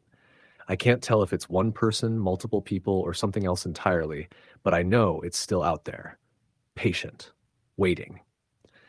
Every time I think I might be safe, I see it again. A dark car parked just out of sight, a silhouette in the corner of my vision, the feeling of being watched that never leaves. I've stopped calling it by a name because names imply it's human. It's not. And I know that someday, if I let my guard down, it will catch me. I don't sleep in silence anymore. I keep every light on, the doors locked, the blinds drawn, and every exit within reach. I've learned that fear isn't just the moments of terror. It's the constant, gnawing awareness that someone or something is always out there, tracking you, waiting for the moment you make a mistake. I've accepted that this is my life now. No place is safe. No time is safe. The world might look normal to anyone else, but I know the truth. It waits, always, story the end. It started on a quiet Thursday night, the kind where everything feels slightly off, like the world is holding its breath. I was driving home from my job at a small manufacturing plant in rural Ohio. The rain had started in the late afternoon, light at first, then building into a downpour so heavy it blurred the road ahead of me. I usually took the highway, but on that night, I decided to cut through the back roads, thinking it would save time. The two-lane roads were narrow and winding, flanked by thick forests on either side, the kind of place where headlights barely penetrate the darkness and where the trees seem to close in on you. About 30 minutes into the drive, I noticed something strange. At first, it was subtle, a figure standing on the shoulder of the road, motionless. I thought it was a hitchhiker, maybe someone who had gotten stuck in the storm. As I slowed, the figure didn't move, didn't wave, didn't even seem to notice me. Its posture was unnaturally straight, almost stiff, and its head seemed to tilt in a way that didn't feel right. I blinked, and it was gone. I tried to rationalize it. Maybe my tired eyes were playing tricks on me. Maybe it was a reflection of wet branches or a discarded coat stuck on a fence post. But the unease had already settled into my chest. I increased my speed, trying to shake the feeling. A mile later, I passed another figure. This one was closer, almost in the middle of the road. I slammed on the brakes, heart pounding. The figure didn't move out of the way. It was a man, or something that resembled one. His clothes were soaked, dark with rain, and his skin was unnaturally pale. His eyes, the moment I caught a glimpse, seemed to reflect the headlights in a way that was more like glass than living tissue. I swerved around him, praying I wouldn't hit him, and my tires hissed across the slick asphalt. I don't remember exactly when I lost control. It might have been seconds later or minutes. My mind was in a fog of panic. I remember a loud thud, the tires spinning, and then my car sliding into the ditch. The impact wasn't severe, but it was enough to jolt me. I sat there, shaking, drenched in rain, listening to the storm. That's when I heard the sound, the scraping, a low, wet, dragging noise coming from the ditch beside me. I stepped out, my boots sinking into the mud, and shone my flashlight. My stomach dropped. A body was crawling out of the mud, twisted at impossible angles, eyes wide open but unseeing. I gagged, stumbling backward, my hand covering my mouth. The rain washed over it, turning the mud and blood into a paste that dripped down the bank. The figure moved with a jerky, unnatural rhythm, limbs flailing in ways that defied human anatomy. I ran back to my car, fumbling with the keys, heart hammering. My mind screamed at me to get away, but as soon as I started the engine, I realized I wasn't alone. More figures were emerging from the trees, stepping onto the road with a deliberate slowness. They didn't run, they didn't chase, they just moved with this impossible patience, their faces pale, wet, unblinking, watching. I floored the accelerator, swerving around the bodies, my tires throwing mud onto the windshield. The creatures didn't move aside. They just followed, staying just at the edge of the headlights. I couldn't tell if they were running or gliding, just that they stayed with me no matter how fast I went. When I reached the main highway, I called 911, voice trembling, words tumbling over each other. I tried to explain what I'd seen, but the operator's voice was calm, detached. "Sir, are you sure you're not just imagining things? It's been raining a lot tonight." I wanted to scream, to make her understand, but my own voice sounded insane. I took the nearest exit, desperate to find a populated area. I stumbled upon a small gas station, lights flickering weakly, the rain plastering my clothes to my skin. The lot was empty except for a few abandoned vehicles. I ran inside, dripping water across the linoleum floor. Behind the counter was an old man, probably in his 70s, reading a newspaper. "Call the police," I demanded. "There's something out there, something not human." He looked up slowly, eyes calm, almost too calm. "You shouldn't be out there tonight," he said, voice low. "They come out when it rains like this. People disappear all the time on the back roads." I froze, staring at him. "Disappear? What the hell are you talking about?" "There are things out there, creatures, bodies. Something is hunting people." He didn't answer, just went back to his newspaper. I realized then there was no phone behind the counter, no register, nothing. Just him, the flickering lights, and the empty shelves. I turned and ran back to my car, shaking violently. I spent the next few hours driving, taking every major highway I could find, never stopping, never slowing down. Every shadow in the trees, every flicker of movement on the side of the road made me jump. I imagined them waiting, patient, always patient. I didn't dare pull over to check the map, didn't dare stop at rest areas. It was like the storm itself was conspiring with them, guiding me through their domain, testing me. Eventually, I reached the outskirts of a town. The lights of houses, street lamps, and distant traffic felt like a shield. I pulled into a busy gas station, drenched, shivering, and finally made the call to the police. When they arrived, I led them to the road where I had seen the bodies and the creatures. But there was nothing. No bodies, no figures, nothing but mud, broken branches, and the scent of iron in the air. The officers were polite, professional, but skeptical. Probably a prank, one said. Someone dumped some old mannequins out here. I drove home in silence, staring at every shadow, every movement in the trees. I couldn't sleep that night. Every sound outside my window made me jump. Every creak of the house felt like footsteps. Weeks went by and I avoided the back roads entirely. But even during the day, I felt their eyes. I would catch glimpses of pale figures at the edge of the forest or in the corner of my vision while walking down the street. They were patient. They waited. Then one night, weeks later, I was sitting on my porch when I heard scratching at the edge of my yard. At first, I thought it was a raccoon, maybe a stray dog. But the scratching was deliberate, rhythmic. I froze, listening. The figure emerged from the darkness, pale and dripping wet, eyes fixed on me. My body went rigid. I bolted inside, locking every door and window. The scratching continued, slow, deliberate, circling the house. I called 911 again, voice shaking. The operator was quiet this time, as if she could hear it too. And then I heard it, a low, guttural hum coming from right outside the door. I pressed myself against the wall, heart hammering, listening as the sound moved around the house, slow and methodical, always close. Days turned into weeks. The scratching never fully stopped. Shadows lingered in corners, just beyond the reach of the lights. I installed cameras, new locks, motion detectors, but the footage always came back blank. No movement, no figures. Yet I could feel them watching, waiting, always patient.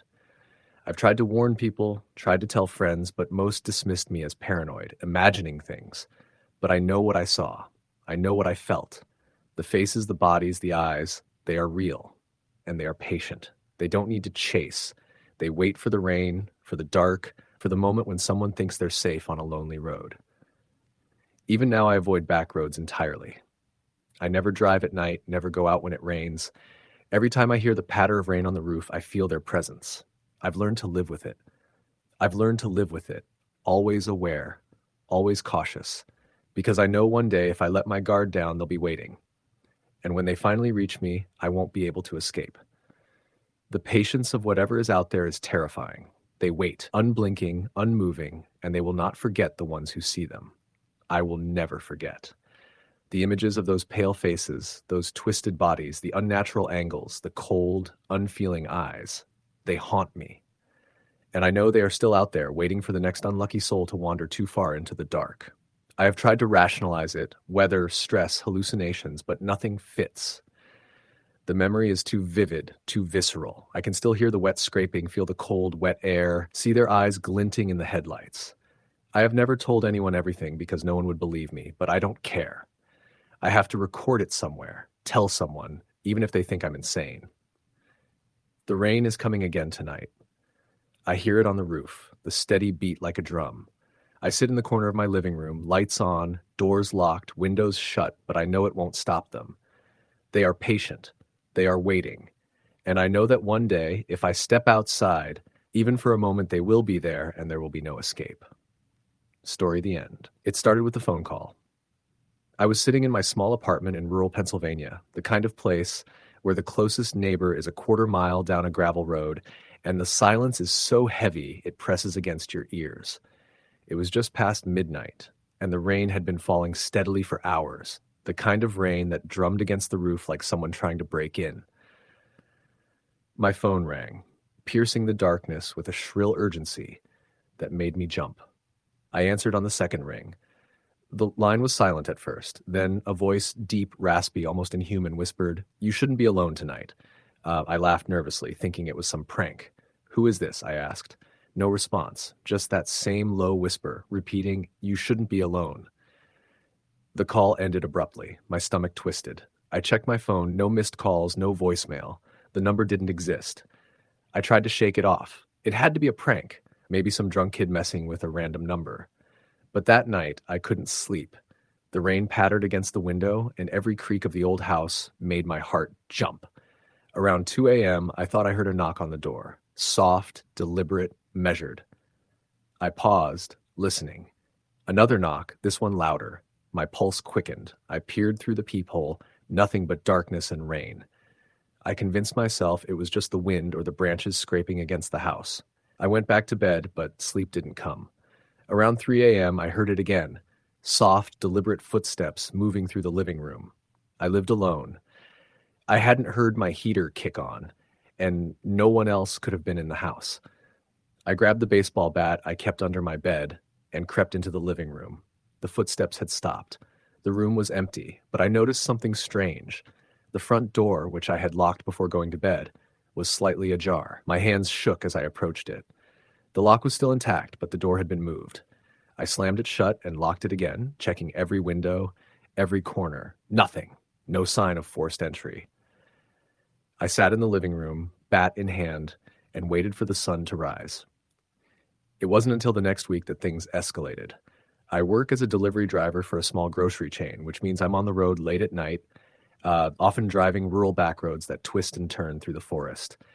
On a Thursday evening, around 11:30, I was returning from a delivery, the roads slick with rain. I had been driving for nearly 2 hours alone when I saw him. He was standing in the middle of the road, completely still, wearing a dark hoodie that obscured his face. My first instinct was to swerve, but something about the way he stood, too rigid, unnatural, made me freeze. My headlights caught him for a second, and I swear his eyes were completely black, voids that seemed to absorb the light. I slammed on the brakes. The tires skidded, water spraying everywhere, but when I looked again, he was gone. No footprints, no wet grass, no tire marks indicating he had moved. Just gone. I told myself it was exhaustion. Driving through the night, the rain, the fatigue, it could have been a hallucination. But the feeling of being watched didn't leave me. For the next few nights, I began noticing him everywhere. Standing at the edge of the woods near my apartment, on the side of the road during my deliveries, sometimes just standing silently in my driveway when I returned home. I started recording everything with my phone, hoping to catch him, to prove to myself I wasn't losing it. The footage never showed him clearly, just shadows, dark shapes in the corner of the frame.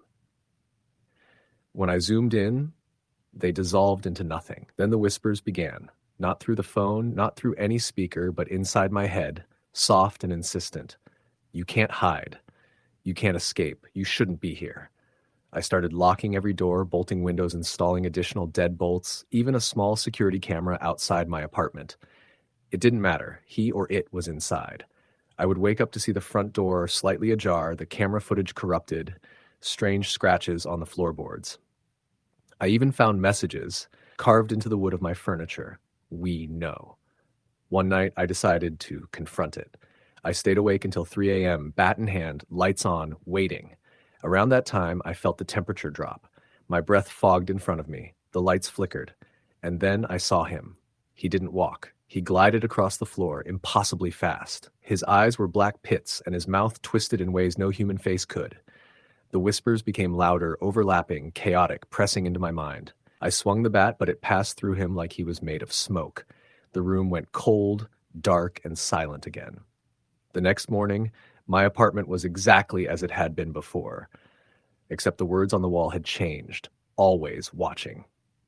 I didn't leave the apartment for 3 days. Food deliveries, work, it all became impossible. I couldn't even sleep without nightmares, without waking to that feeling of presence, that weight pressing down on my chest. I started recording audio at night, trying to catch the whispers, and when I played it back, I could hear faint words, a voice rasping, "You can't leave. You will never leave." I tried leaving town, driving hundreds of miles away, thinking distance might break it. But no matter where I went, the feeling followed. On a highway in Ohio, I saw him again, standing on the side of the road, just watching me drive past, completely still. I slammed on the brakes, swerved, and when I looked back, he was gone. But the sense of being watched remained. I moved again to a small town in West Virginia, hoping the isolation and distance would help.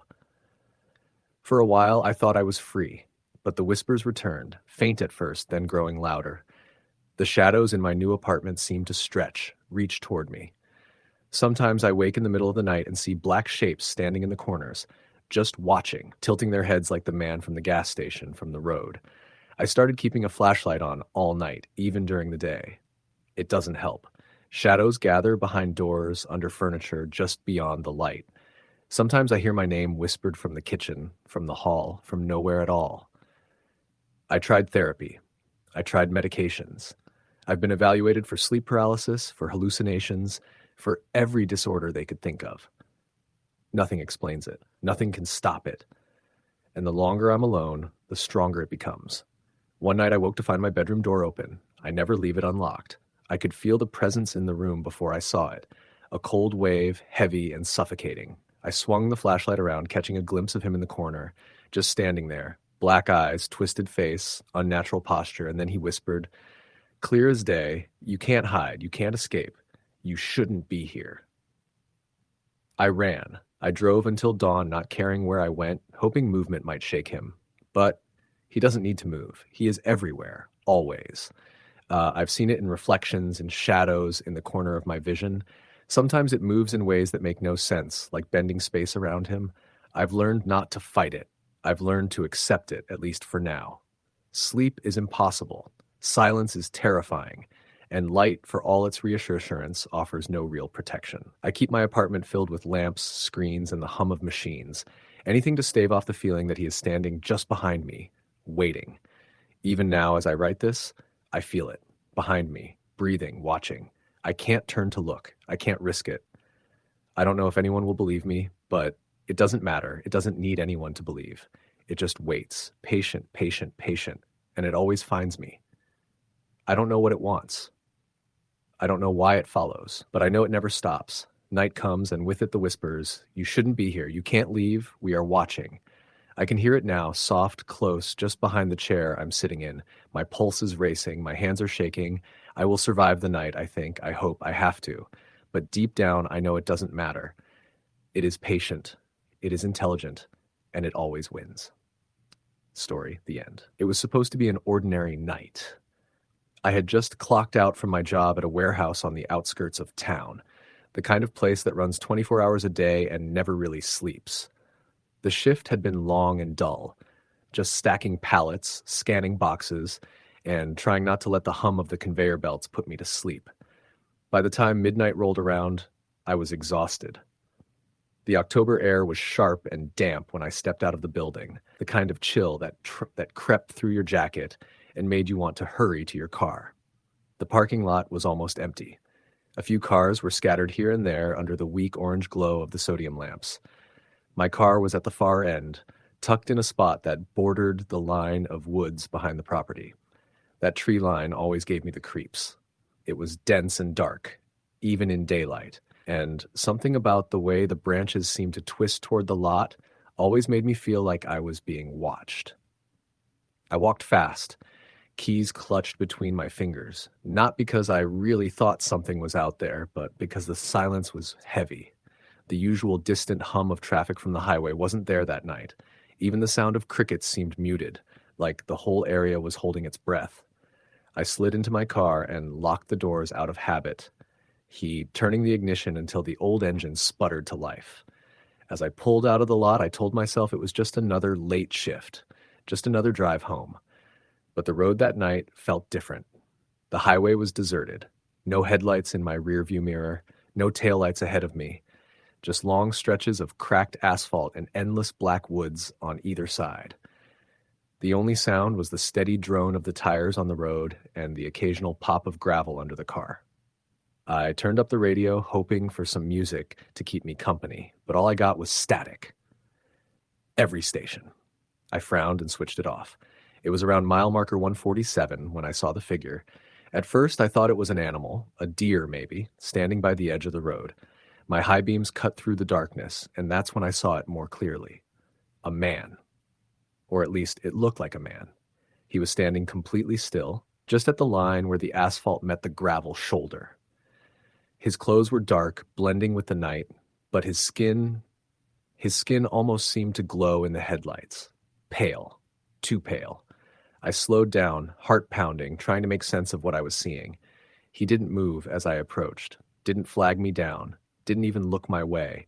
Just stood there with his head slightly tilted like he was listening to something I couldn't hear. For a moment, I considered stopping, asking if he needed help, but something deep in my gut told me not to. It wasn't just fear, it was instinct, that raw animal instinct that screams when something isn't right. As I passed him, I gripped the wheel and kept my eyes forward, resisting the urge to look in the rearview mirror. But curiosity won. He was gone. Not walking down the shoulder, not standing still, just gone. I told myself maybe I hadn't seen him clearly. Maybe it was just the shadows playing tricks. I tried to shake it off, focusing on the double yellow lines stretching endlessly in front of me, but my chest felt tight. 5 miles later, I saw him again. This time he was standing closer to the road, right near the faded white line. My stomach dropped. It was the same man, the same pale skin, the same head tilt. He hadn't moved an inch, like time itself had frozen around him. I pressed harder on the gas, speeding past, my hands slick with sweat. And then, a mile later, my headlights picked him up again. I slammed on the brakes so hard my seatbelt locked against my chest. My car skidded, tires screeching against the cold asphalt until I stopped just a few yards from him. This time he was standing in the center of my lane. I sat there breathing hard, the engine idling. The man didn't move, didn't blink. I could see him clearly now. He had no hair, no eyebrows, just smooth, sickly skin stretched too tightly over sharp cheekbones. His eyes... God, his eyes. They were black, like pits, so deep and empty they made my stomach twist. I flicked my high beams off and back on, like maybe it was a hallucination that light could burn away, but he was still there, motionless, staring straight through my windshield at me. "Get the hell out of the road," I muttered under my breath, my voice trembling. And then, without warning, he tilted his head to the other side, slowly, unnaturally slow, like a predator sizing up its prey. That was enough. I slammed my foot on the gas, swerving around him and not daring to look in the mirrors this time. The rest of the drive was a blur of adrenaline and shaking hands. My mind raced, trying to explain it away. Maybe it was some weirdo hitchhiker. Maybe I was just tired, hallucinating after the long shift. But when I pulled into my driveway, I couldn't shake the feeling that I hadn't left him on the road. The house was dark, as it always was.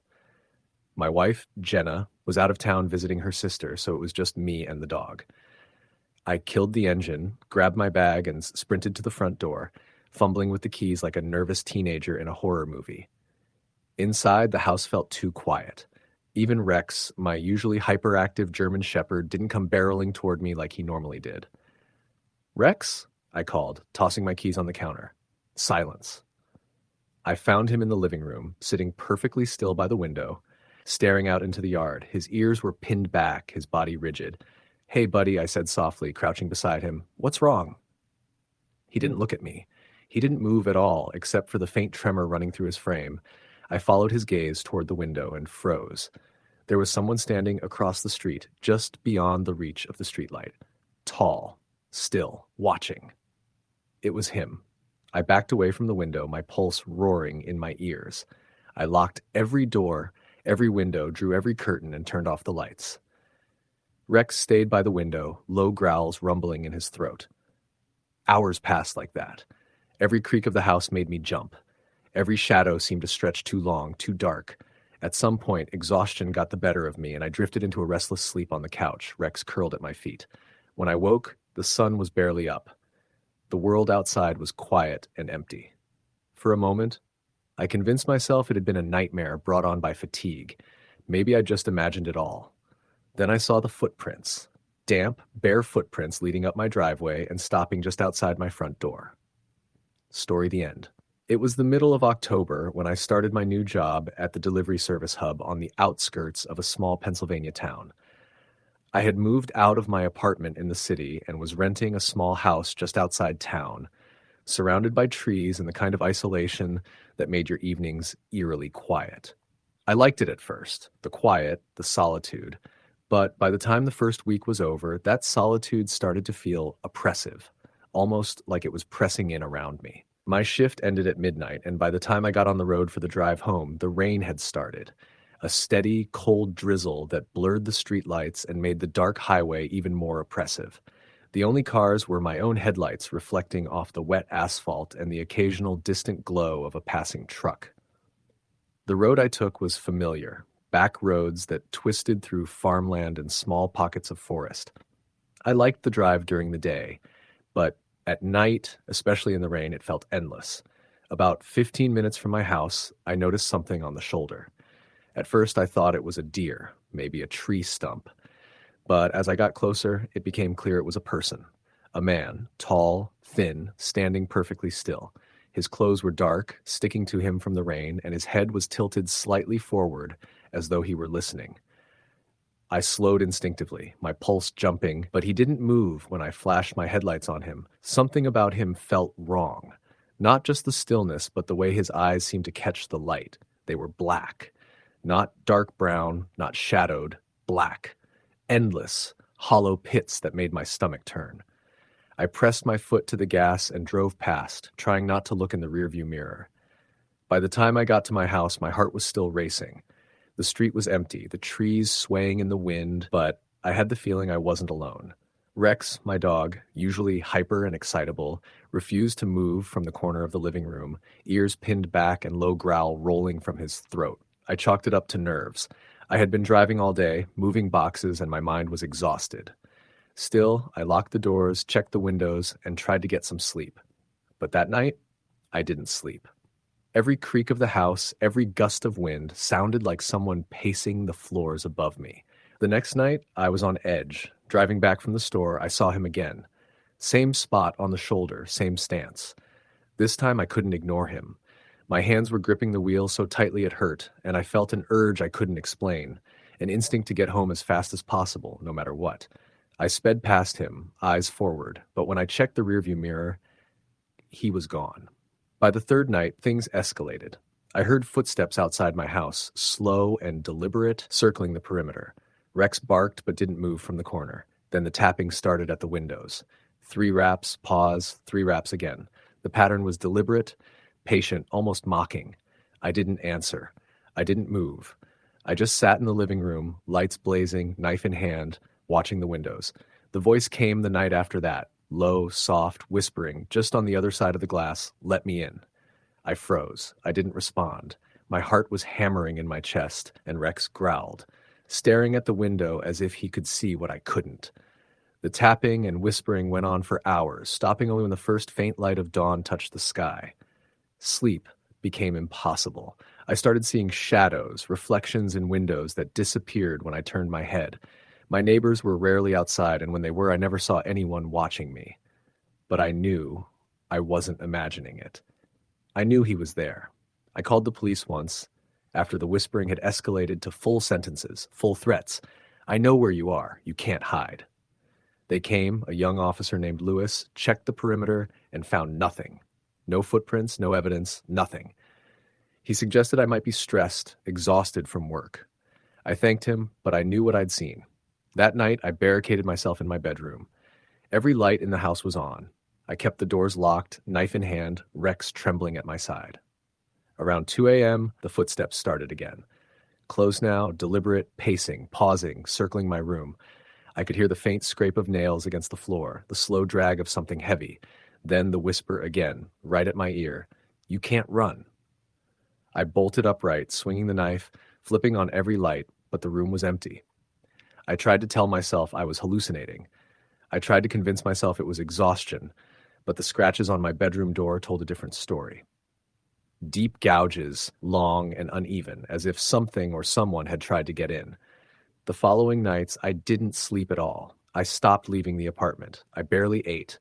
I sat in the living room, watching the front window, listening to the wind, listening to the tapping, listening to the whispering that never came during the day. One night, the power went out. The entire block, black. The apartment plunged into darkness. Rex whimpered, pressed close, but I couldn't leave the living room. The tapping started immediately, and then the voice, soft but sharp. I know where you are. I see you. I couldn't call for help. Phones didn't work. Internet was dead. Every electronic device silent. I barricaded myself in the kitchen, knife ready, heart pounding. The tapping turned to pounding, the whispers turning to a low, steady chant. It lasted hours, the night stretching endlessly. When the sun finally came up, the apartment was empty. The scratches on the doors were gone, the windows spotless, as if nothing had happened. But I knew the truth. I knew he had been there. I could feel it in the air, heavy and lingering. I moved immediately, packed what I could, left everything behind and never looked back. Even now, months later, I have nightmares. Shadows at the edge of rooms, whispers just beyond hearing, tapping on the windows when I'm alone at night. I tell myself it's the mind playing tricks. I tell myself I'm safe. But I know he's out there, waiting, patient, watching. Sometimes late at night, when the wind is right and the world is quiet, I swear I hear the tapping, and I know he hasn't forgotten me. Story the end. It was just after midnight when I finally decided to leave the diner. I'd been sitting there for hours, nursing coffee I didn't even want anymore, staring out the window at the dimly lit parking lot. The town was quiet, the kind of quiet that feels wrong, like the silence before a storm. My hands were still trembling as I pushed the door open and stepped into the cool night air. I'd been driving cross-country for work for nearly a month, hopping from state to state, small town to small town, and something about this particular place in the middle of Nebraska had already put me on edge when I rolled in earlier that afternoon. It was too still, too empty, like a movie set that hadn't been fully dressed. There were barely any cars in the streets. The gas station down the road had a handwritten cash-only sign taped to the window, and the guy at the motel front desk had eyes that didn't blink enough when he handed me the key to room 6. I tried to tell myself it was just exhaustion playing tricks on me.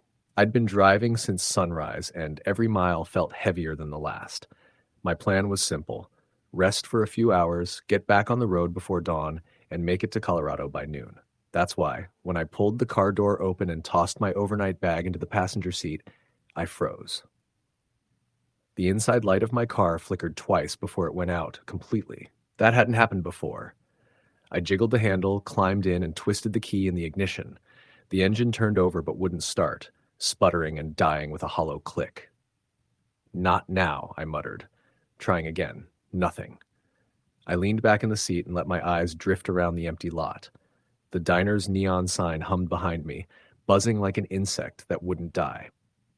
Across the street, the motel office light was still on, but the blinds were drawn. No one else was around. I popped the hood and stepped out, muttering curses under my breath as I propped it open. I'm no mechanic, but I knew enough to check the battery cables and connections. Everything looked fine, but the longer I stood there, the heavier the air around me felt. I can't explain it. It wasn't just the weight of exhaustion. It felt like something was watching me, like a pair of eyes boring into my back from somewhere out in the darkness beyond the cracked asphalt of the lot. I turned around slowly, scanning the edges of the property, but the night was too dark. The shadows too thick to see anything beyond the cone of light from the diner sign. That was when I heard it. A faint scuffing sound. Not like an animal, not the rustle of leaves or the skitter of a stray cat. This was deliberate. Slow. A drag step, like someone walking barefoot across the gravel at the edge of the lot. "Hello?" I called out, my voice shaking a little more than I wanted. "Look, if you're messing with me, it's not funny." Silence. I swallowed hard and closed the hood, sliding back into the car and locking the doors. My phone was on the dashboard, and I grabbed it instinctively, but the screen didn't light up. Dead. I could have sworn I'd charged it while I was eating. That's when the diner door slammed shut behind me. I jumped so hard my knee hit the steering wheel. Through the windshield, I could see the waitress standing in the doorway, the same one who'd been pouring my coffee all night. She looked frozen like a photograph, her apron fluttering slightly in the breeze. Then her eyes darted past me, toward the back of the parking lot, and her face went pale. She didn't wave. She didn't say anything. She just backed into the diner and locked the door. I don't know why, but my stomach dropped. I started the ignition again, praying for the engine to catch, but it only sputtered uselessly. That's when I saw movement, slow, deliberate movement, by the tree line beyond the lot. A figure, tall, thin, its shape distorted by the dark, but unmistakably human. It was just standing there, motionless, like it had been there the whole time, and I just now noticed. "Shit," I whispered, my breath fogging the glass. I don't remember making the decision to leave the car, but suddenly I was out of it, my feet pounding against the cracked asphalt as I sprinted toward the motel. The office door was locked when I tried it, and I slammed my palm against the glass, yelling for the clerk, but no one came. The lobby was empty, the little bell on the counter still from the last time someone rang it. Behind me, from somewhere in the lot, I heard that dragging step again. Closer now. I ran. My room was on the far side of the lot, room 6, the door with peeling white paint and a rusted handle. My hands shook so violently I could barely get the key into the lock, and when it finally turned, I shoved the door open and slammed it behind me. I pressed my back against it, gasping for air, my ears straining for any sound outside. The room was small, just a bed, a nightstand, a flickering lamp in the corner. I dropped my bag, grabbed the chair from the desk, and wedged it under the handle. Then I waited. I don't know how long I stood there, but the quiet became unbearable. I thought about calling for help, but my phone was still dead, and the room phone had no dial tone. It was as if the whole building had been disconnected from the world outside. Then came the knock. It was soft at first, almost polite. 3 slow raps against the door. I didn't move, didn't breathe. Another knock, louder this time, then a voice, low, almost a whisper. "Let me in." Every hair on my body stood up. I stayed frozen, my mind racing for an explanation. Maybe it was the motel clerk, maybe someone offering to help with my car. But the voice, there was something off about it. Flat, emotionless, like it was rehearsing words it didn't understand. "Let me in," it said again, this time with a faint rasp like the speaker's throat was dry. I backed away from the door, inching toward the far wall, my heart slamming in my chest so hard I thought it might burst. The handle jiggled, slow and deliberate. Then silence. I don't remember falling asleep. I must have dozed off at some point, because when I opened my eyes, pale light was filtering through the curtains. Morning. Somehow I'd made it to morning. The chair was still against the door, untouched. My bag was where I'd dropped it. The world outside looked normal. I left without checking out. I didn't even bother trying the car again. I just grabbed my bag, started walking toward the main road, and didn't look back. A trucker eventually picked me up a few miles out of town, and I told him the car broke down, that I just needed to get to the next city. I never told him about the voice, about the knock, about the figure standing in the shadows. But I know this. When I finally got back to that stretch of highway a week later with a tow truck, my car was gone. Not towed. Not vandalized, just gone. And no one I've spoken to since has ever heard of that town. Story, the end. It started on a cold October night when I took the job delivering packages for a small shipping company in rural Pennsylvania.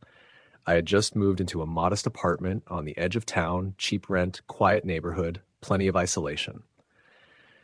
The first few nights were uneventful. I would leave for work in the dark, drive through empty country roads, and return around midnight.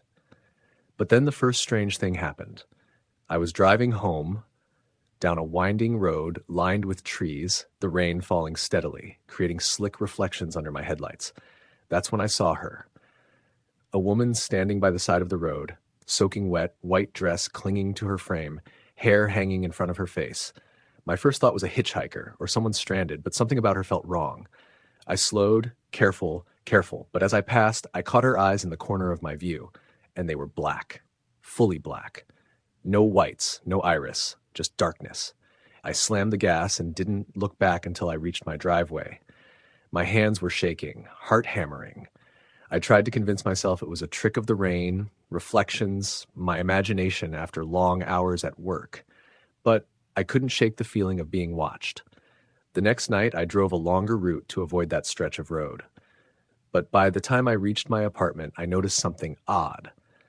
Rex, my dog, usually full of energy, was sitting rigid in the corner, ears pinned back, growling low at something I couldn't see. The air felt heavier than usual, almost suffocating. I locked the doors, checked the windows, and tried to sleep. But sleep didn't come. Every creak of the apartment, every gust of wind against the siding, sounded like footsteps approaching. Then came the tapping. 3 raps at first, soft, deliberate, followed by a pause, then 3 more, slower this time. Always at 2:13 a.m., always at the same window. I tried to ignore it, telling myself it was the wind, or a branch, or maybe a bird, but the timing was too precise, too consistent to dismiss. The whispering started next, low, soft, almost casual, but completely wrong. "You can't hide," it said one night. I froze, Rex growling at the shadows. The voice seemed to come from nowhere and everywhere at once. I grabbed a bat, backed into a corner, and stayed still until dawn. Days blurred into nights, nights into endless hours of fear. I stopped leaving the apartment after dark, barely ate, and work became unbearable. My coworkers called, but I lied about being sick or tired. I didn't tell anyone what was happening. I couldn't. I set up cameras and motion sensors, but every night they failed. Batteries died, lights flickered, cameras went offline the moment the tapping or whispering started. Rex never left my side, the only confirmation that what I was experiencing was real. One night, the whispering escalated, full sentences, threats, promises. "I saw you, you're mine now, I'm inside." I checked every door, every window, everything was locked, nothing was disturbed. Yet the presence was undeniable, pressing in, suffocating. Hours passed in total darkness, the sound of dragging feet across the floors, soft scratching on the walls, whispering all around me. By morning, everything appeared normal. No scratches, no marks, no handprints on the glass. But I knew better. I didn't sleep for 3 nights. Barely ate. I began drinking to calm my nerves, but it didn't help. Each night the tapping returned, the whispering, the black-eyed figure glimpsed at the edges of my vision in reflections, shadows, or fleeting movements. I saw her sometimes in mirrors or windows, always just out of reach, always watching. Eventually I decided I had to leave. I packed what I could carry, left furniture, most of my clothes, everything else behind. I drove for hours, ended up in a larger city with lights, traffic, people around, anything to drown out the oppressive silence and isolation. For a while it worked. I could sleep, though nightmares persisted, shadows in corners, whispers just beyond hearing, tapping faint and rhythmic at windows when the wind blew just right. Months passed, but the fear never truly left. Even in the city, I hear faint tapping sometimes at night, soft and deliberate. Shadows flit in the corners of rooms, this black eyes appear in mirrors, vanishing when I try to focus. I tell myself it's imagination, stress, or coincidence. But deep down, I know the truth. She saw me. She's still out there, patient, watching, waiting. Sometimes late at night, when the world is quiet, I swear I hear her whisper my name, and I know she hasn't forgotten me. Story, the end. The night it happened, the air was so still it felt wrong, like the world was holding its breath. I had just gotten home from a late shift at the diner and parked my old Chevy 2 houses down from my place because someone had taken my usual spot. It was close to midnight, the street almost empty, just the orange glow of a single flickering street lamp that cast strange, jerky shadows across the cracked pavement. I remember killing the engine and just sitting there for a moment, rubbing the tension out of my shoulders. My neighborhood wasn't exactly dangerous, but it wasn't the safest either. Quiet, suburban, and a little rundown, where people kept to themselves and didn't make eye contact unless they had to. I checked my phone. One unread message from my sister. "Lock your doors. Weird stuff on the news tonight." No context, nothing else. I shrugged it off, slid out of the car, and started the short walk to my house. That's when I noticed it. At first, I thought it was just a neighbor's dog sitting still on the opposite curb, but then I realized it wasn't moving. It wasn't breathing, shifting, nothing. Just standing in the shadows between two hedges. The shape of a person. Tall. Motionless. "Hey," I said, trying to make my voice sound steady. "Can I help you?" No response. I stood there, keys clutched tight in my hand, and waited for some sign of life, but the figure didn't react. I couldn't even tell if it was looking at me. I forced myself to walk faster, pretending I wasn't unnerved, but my skin crawled with that primal feeling of being watched. By the time I reached my front door, my heart was hammering. I looked back once, just to prove to myself it was nothing, some neighbor, some shadow, some trick of the light, but the street was empty. Whatever it was had vanished. Inside, the house was too quiet. I threw my bag on the couch, turned on the TV for background noise, and double-checked every lock. That's when I saw the news my sister had mentioned. A breaking report. 3 people found dead within a 10-mile radius. No forced entry, no signs of struggle. Security footage from one victim's doorbell camera showed a figure just standing outside the house at night. Hours of footage like that. Motionless. Waiting. I felt the hair rise on the back of my neck. I told myself not to overthink it. Coincidence. Big city, bad things happen. I made myself a sandwich, tried to calm down, and eventually dozed off on the couch with the TV still playing. I woke up around 3 to the sound of my front gate creaking. At first I thought it was the wind, except there was no wind that night. I sat up, ears straining. Another sound followed, the soft, deliberate crunch of gravel on the walkway. I didn't move. Didn't breathe. Then, tap, tap, tap. Knuckles rapping slowly against my front door. I swallowed hard and grabbed the baseball bat I kept near the couch. "Who is it?" My voice cracked in the quiet. No answer. Another tap. Then silence. I inched toward the window beside the door, careful to keep the lights off. My hand trembled as I pulled the curtain just enough to peek outside. There, standing in the same spot where I'd first seen the figure, was someone. Tall, thin, head tilted slightly to one side like a question mark. Just standing there. They didn't move. Didn't speak. I dropped the curtain and backed away, pulse roaring in my ears. I considered calling the cops, but what would I even say? "There's someone outside?" People loiter all the time. They wouldn't rush over for that. The tapping started again, louder this time. I dialed 911 with shaking fingers. When the dispatcher picked up, I whispered what was happening. She told me to stay inside, keep the doors locked, and that a patrol car was on the way. The tapping stopped. 5 minutes later, the sirens wailed down my street. By the time the officers got out and checked the yard, the figure was gone. No footprints on the grass, no sign anyone had even been there. One of the cops, a younger guy with tired eyes, told me it was probably just some drunk or a prank. But I could tell he didn't believe it. I didn't sleep the rest of the night.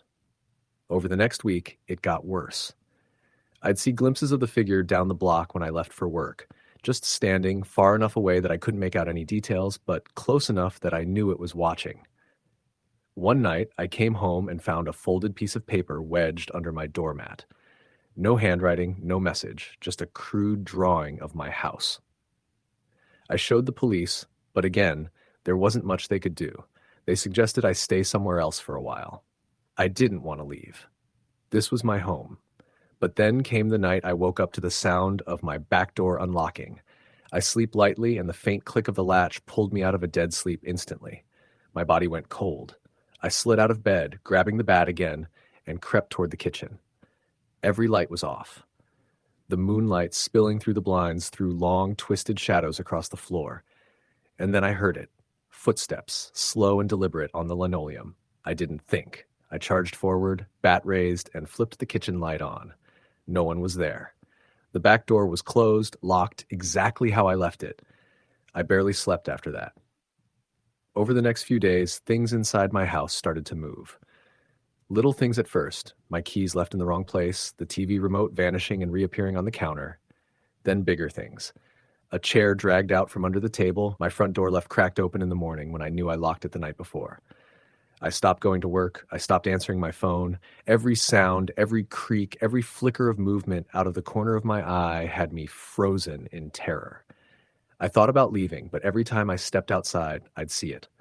Across the street, down the block, at the edge of the woods behind my house. Always still, always watching. The last night, I woke to the sound of my front door opening. No knock this time, no pretense, just the slow, quiet squeal of the hinges.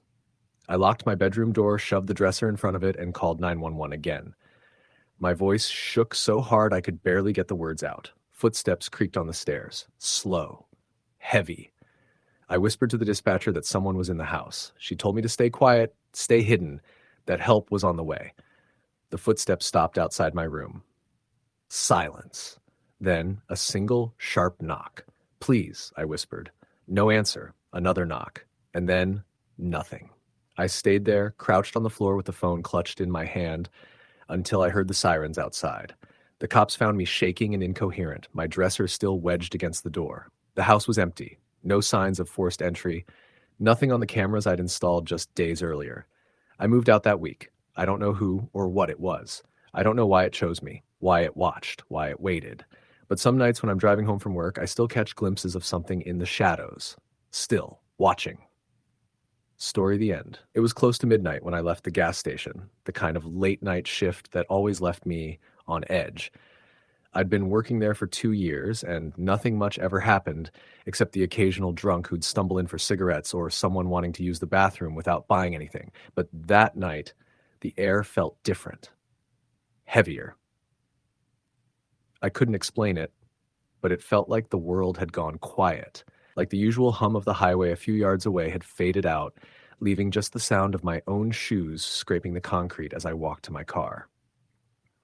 The parking lot lights flickered, casting jittery shadows across the cracked pavement. I remember fumbling for my keys, irritated that my hands wouldn't stop shaking, though I couldn't figure out why. I told myself it was just because I was tired.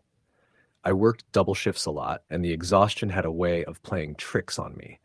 My car was parked all the way in the corner, near the dumpster, because all the closer spots had been taken when I got there at 3 p.m. The smell from that dumpster was unbearable. Rancid oil mixed with something that smelled like old meat rotting in the heat, but I'd gotten used to it. I just kept my eyes forward, avoiding the shadows at the edge of the lot. That's when I heard it. At first, it sounded like nothing, like the wind brushing through the trees. But then it came again, a sharp crunch, like someone stepping on gravel. I froze, the key halfway into the lock on my driver's side door. I turned my head slowly, scanning the dark stretch of pavement behind the store, the small strip of woods that lined the property. Nothing, just empty darkness. I told myself I was being paranoid. That's what I always did when I felt that prickling at the back of my neck, had the sense that someone was there, watching me. I got into my car, locked the doors, and started the engine. The headlights flared, lighting up the parking lot, but there was nothing out there. No one. I backed out slowly, the tires crunching over the gravel. As I pulled out onto the road, I glanced in the rearview mirror. Just for a second, and that's when I saw it. A figure. Standing at the edge of the lot, right near the tree line. I couldn't make out his face, just the outline of him, tall, too thin, his arms hanging awkwardly at his sides. The way he stood there, completely still, watching, made my stomach drop. I blinked, and when I looked again, he was gone. I laughed nervously to myself, trying to brush it off. Maybe it was a trick of the light. Maybe I was just tired. Maybe I just needed to go home, take a shower, and sleep off the paranoia. The road back to my apartment was dark and empty. I lived about 15 minutes away, in a small one-bedroom above a closed-down bakery. The streetlights in my neighborhood never worked, and I always hated pulling into that narrow alley that led to my parking spot behind the building. That night, though, the darkness felt thicker, like it was waiting for me. When I stepped out of my car, I thought I heard it again. That crunch of gravel, deliberate, steady. My heart started pounding as I turned slowly, my eyes darting around the alley.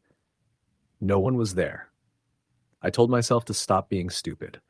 I practically ran up the back steps, fumbled with my keys, and slammed the door shut behind me. I locked it. Then I checked the windows, even though I never did that.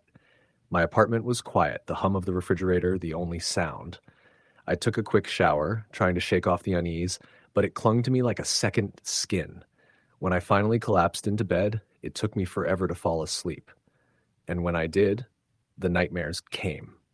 I dreamed of standing in the gas station parking lot again, but everything was silent. No traffic, no hum of the lights overhead, just silence.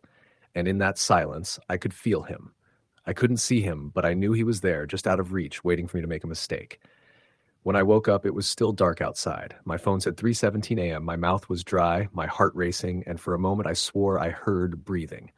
Not mine, someone else's. Slow, deep, inside my apartment. I froze, straining to listen, but the sound stopped. I didn't sleep the rest of the night. The next day, I told myself it was stress. That's what I always did, rationalize, make excuses. But when I pulled into the gas station for my next shift, my stomach twisted. There on the far end of the parking lot near the dumpster was a cigarette butt, still smoldering. I didn't smoke. Neither did my manager. When the sun went down, the anxiety came back, crawling up my spine until I was jumpy at every noise. The bell above the door jingled every time a customer came in, but I kept glancing out at the pumps, scanning the lot, waiting for him. Around 11:45, the cameras went down. It wasn't uncommon. The system was old, and sometimes it glitched. But when the monitors went black, I felt that same cold dread I'd felt the night before, like something was coming. At 12:03, I saw him. He was standing at the pump 4 just outside the circle of light. He didn't move. He didn't pump gas. He just stood there, facing the station. I locked the doors. For the next hour, I watched him. Every few minutes, I'd glance up from the counter, hoping he'd be gone, but he never left. He just stood there, motionless. And then at exactly 1:15, he was gone. No car, no footsteps, no sound. Just gone. I didn't tell anyone. Not my coworkers, not my manager, not even my sister when she called me the next day. What was I supposed to say? That some stranger was following me? That I felt like I was being hunted? They'd think I was crazy. But then it started happening everywhere. When I stopped at the grocery store, I'd see him across the parking lot, his head tilted slightly like he was studying me. When I filled up my car, I'd catch a glimpse of him in the reflection of the glass, standing just far enough away that I couldn't make out his face. One night, as I walked up the steps to my apartment, I felt it again, that prickling sensation of being watched. I turned around, slowly, and there he was, at the end of the alley, just standing there, completely still, his face lost in the shadows. I ran inside, locked the door, and called the police. They sent an officer out, but by the time he got there, the alley was empty. The officer looked at me like I was overreacting, told me to stay alert and call again if it happens. But it kept happening. I stopped sleeping. I stopped eating. I'd jump every time the phone rang or a car backfired outside. My hands wouldn't stop shaking. The night everything came to a head, I was leaving work again, and my car wouldn't start. The engine just clicked over and over, but wouldn't turn over. I sat there in the darkness, my breath coming in shallow gasps because I didn't need to look up to know he was there. I could feel him. I finally forced myself to look, and there he was, standing at the far end of the lot, closer this time. Too close.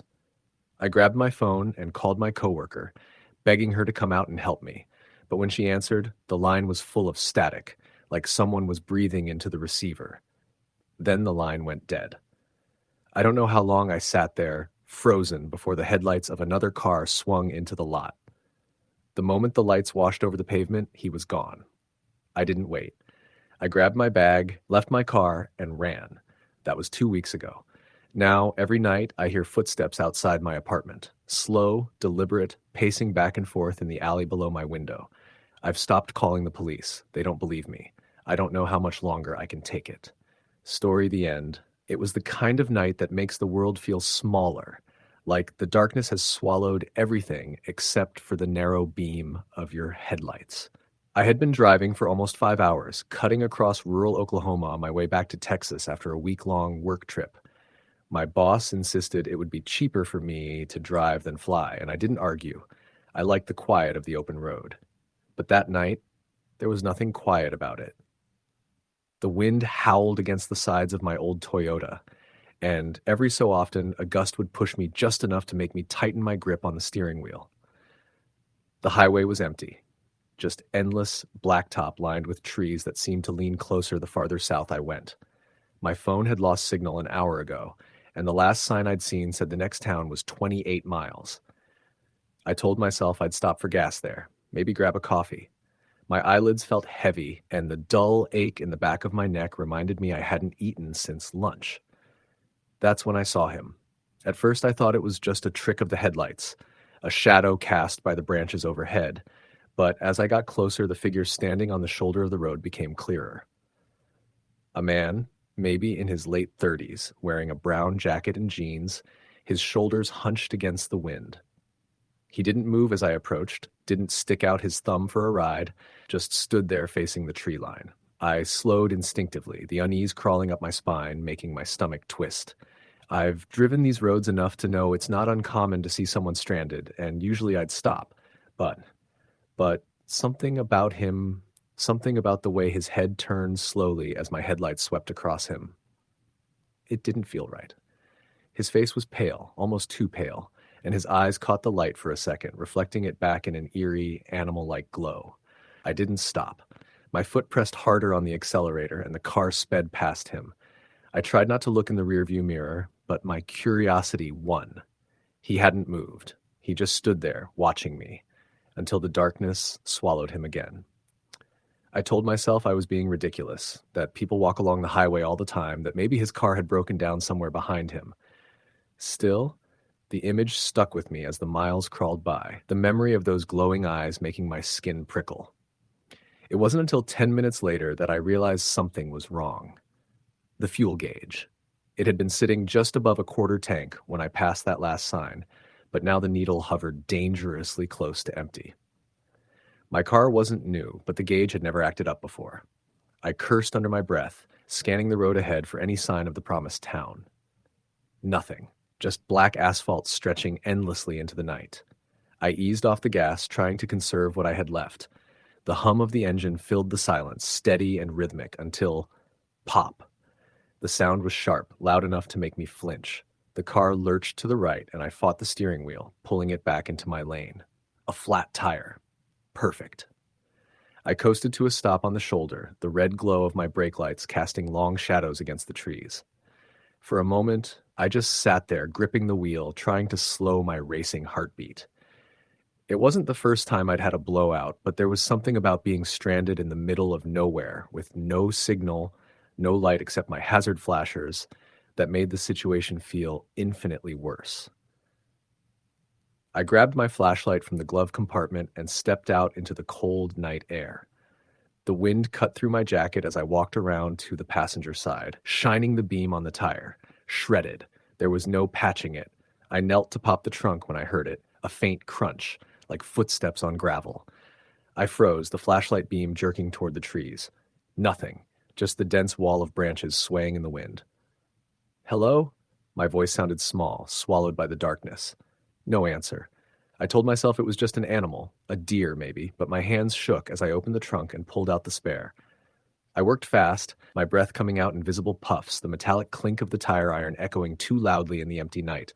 Then I heard it again, closer this time. Crunch, crunch. Slow, deliberate steps just beyond the reach of my light. I straightened, the hair on the back of my neck standing on end. Who's there? Silence.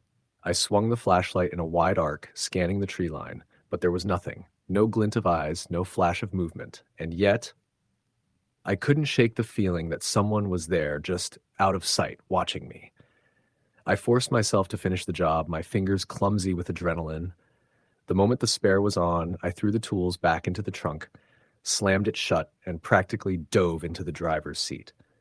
The engine roared to life, and I pulled back onto the highway, my hands gripping the wheel so tightly my knuckles ached.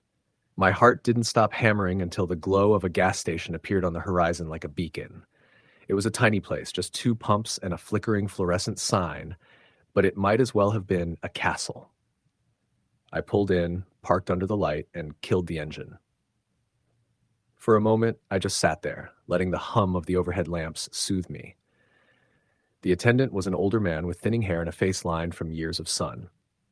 He looked up from his magazine as I walked in. "Evening," he said, his voice gravelly. "Evening," I replied, forcing a smile. "Had a flat a few miles back. Scared the hell out of me." He nodded slowly, like he knew something I didn't. "Road out there's no good after dark," he said. I tried to laugh it off. Yeah, I can see that. He didn't laugh, just stared at me for a long moment before saying, "Fill up, get where you're going, and don't stop. You hear?" I blinked.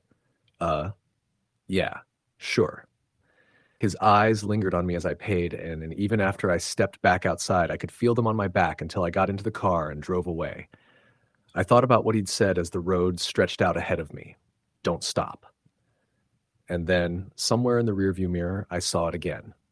The man in the brown jacket. This time, he wasn't standing on the shoulder. He was in the road, dead center, his face hidden in shadow. I slammed the brakes, heart leaping into my throat. But when the car skidded to a stop, there was nothing there. Just the empty road and the endless black beyond my headlights. I didn't breathe until the car was moving again, faster this time, my hands trembling on the wheel. That was when I saw the turnoff, a narrow, unmarked road cutting through the trees. I don't know why I slowed down, why I felt this inexplicable pull to look down that path. But I did. And that's when I saw the lights. Two dim, yellowish beams shining faintly through the trees, like headlights half hidden in the woods. My first thought was another car, maybe someone else stranded like I'd been, but then the beams flickered like they weren't headlights at all, more like lanterns. Against every ounce of reason screaming in my head, I turned the wheel, and that's when everything went wrong. Story the end. It started with the sound of gravel crunching outside my bedroom window. At first, I thought it was just the wind, or maybe one of the neighborhood cats darting across the driveway like they always did at night. But the sound was too heavy, too deliberate, slow, careful steps. I lay in bed, staring at the ceiling, trying to convince myself that maybe I'd imagined it. It had been a long day. My shift at the diner had run late, and my head was still buzzing from the chaos of customers and clinking dishes. Sleep should have been easy, but that noise wouldn't let me drift off. I glanced at the clock. 12:47 a.m. The steps stopped. Silence stretched out so thick that I held my breath without realizing it. Then came the soft scrape of something brushing against the siding of the house, near the corner where my bedroom sat. I sat up, my heart thudding so hard that I could feel it in my throat. We lived in a quiet town, population just over 2,000, where nothing really happened, not the kind of place where you worried about someone creeping around outside your home. But every horror story you've ever heard starts with that thought. This kind of thing doesn't happen here. I slipped out of bed and pressed my ear to the wall. The faint crunch of gravel came again, like someone shifting their weight, followed by another noise. A low, dragging sound, like something being pulled along the ground. My window had no curtains, just blinds, and for a moment I considered peeking through them, but my gut told me not to. Instead, I backed away slowly, picking up my phone from the nightstand. The screen's glow was too bright in the dark room. I texted my older brother Ethan, who lived across town. Me, I think someone's outside the house. I waited, clutching the phone tight, eyes locked on the window like something could come through at any second. A few seconds later, the read receipt appeared. Ethan, probably just a raccoon or something. You're fine. I typed back quickly. Me, no. It's footsteps. Dragging noises. Right outside my window. There was a longer pause this time. Then, Ethan, stay inside. Lock your doors. I'm coming over. I exhaled shakily and moved quietly through the house, locking the front and back doors. Mom was out of town visiting our aunt in Portland, and Dad worked night shifts as a truck driver, which meant I was completely alone. The thought that someone might have been watching the house, waiting for a night like this, made my skin crawl. The noise outside grew faint, then stopped entirely. I waited in silence, ears straining for any sign of movement. That's when my phone buzzed again. Ethan, 5 minutes away. Don't open the door until I call. The relief that washed over me was instant but short-lived. A sudden tap against the glass of my bedroom window made me flinch so hard that my phone slipped from my fingers and clattered onto the hardwood floor. I froze. Another tap, this time louder, sharper, like a fingernail or a coin. My mind raced with every possible explanation, but none of them made sense. Summoning every ounce of courage I had, I moved toward the window. I didn't look out, but I listened. Nothing. Just the kind of suffocating quiet that makes the hair on your arms stand on end. I backed away again and crouched near my bed, clutching the baseball bat Dad had left in the corner after we'd had a raccoon problem last summer. The headlights of Ethan's car finally swept across the living room windows. I didn't wait for his call. I bolted to the front door, unlocked it, and practically yanked him inside. "What the hell is going on?" he asked, his voice low but sharp. He was holding the small revolver he kept in his glove compartment for emergencies. "I don't know," I whispered. "I just heard, like, someone out there, walking, dragging something, then tapping on my window." Ethan looked around, his jaw tightening. "Stay here." "Ethan." But he was already outside, flashlight in one hand, gun in the other. I hovered near the door, too terrified to step out, but too anxious to just sit still. His beam of light cut across the driveway, the yard, the old oak tree by the fence. Nothing. Then he stopped. "Jesus Christ," I heard him mutter. My stomach dropped. I stepped out onto the porch. "What is it?" He motioned for me to stay where I was, but I ignored him and crept closer until I saw it too. A line of footprints in the gravel, circling the house. They weren't raccoon prints or even dog prints. They were human. Bare feet, the toes digging into the dirt like whoever it was had been walking slowly, deliberately, maybe even trying to make as little noise as possible. But what made my blood run cold was what came next. The drag marks. Long, thin lines running parallel to the prints, as if something heavy, maybe a rope or a bag, had been pulled along with each step. Ethan followed the trail with his flashlight, his expression hardening with every step. The tracks stopped abruptly near the tree line that bordered the backyard. Beyond that was just thick woods that stretched for miles and dark and silent. "Call the sheriff," Ethan said without looking at me. I did, my hands shaking so badly that I nearly dropped the phone again. By the time the deputy arrived, the tracks were barely visible. The wind had started to pick up, scattering leaves and bits of gravel, but you could still see the faint impressions if you looked closely enough.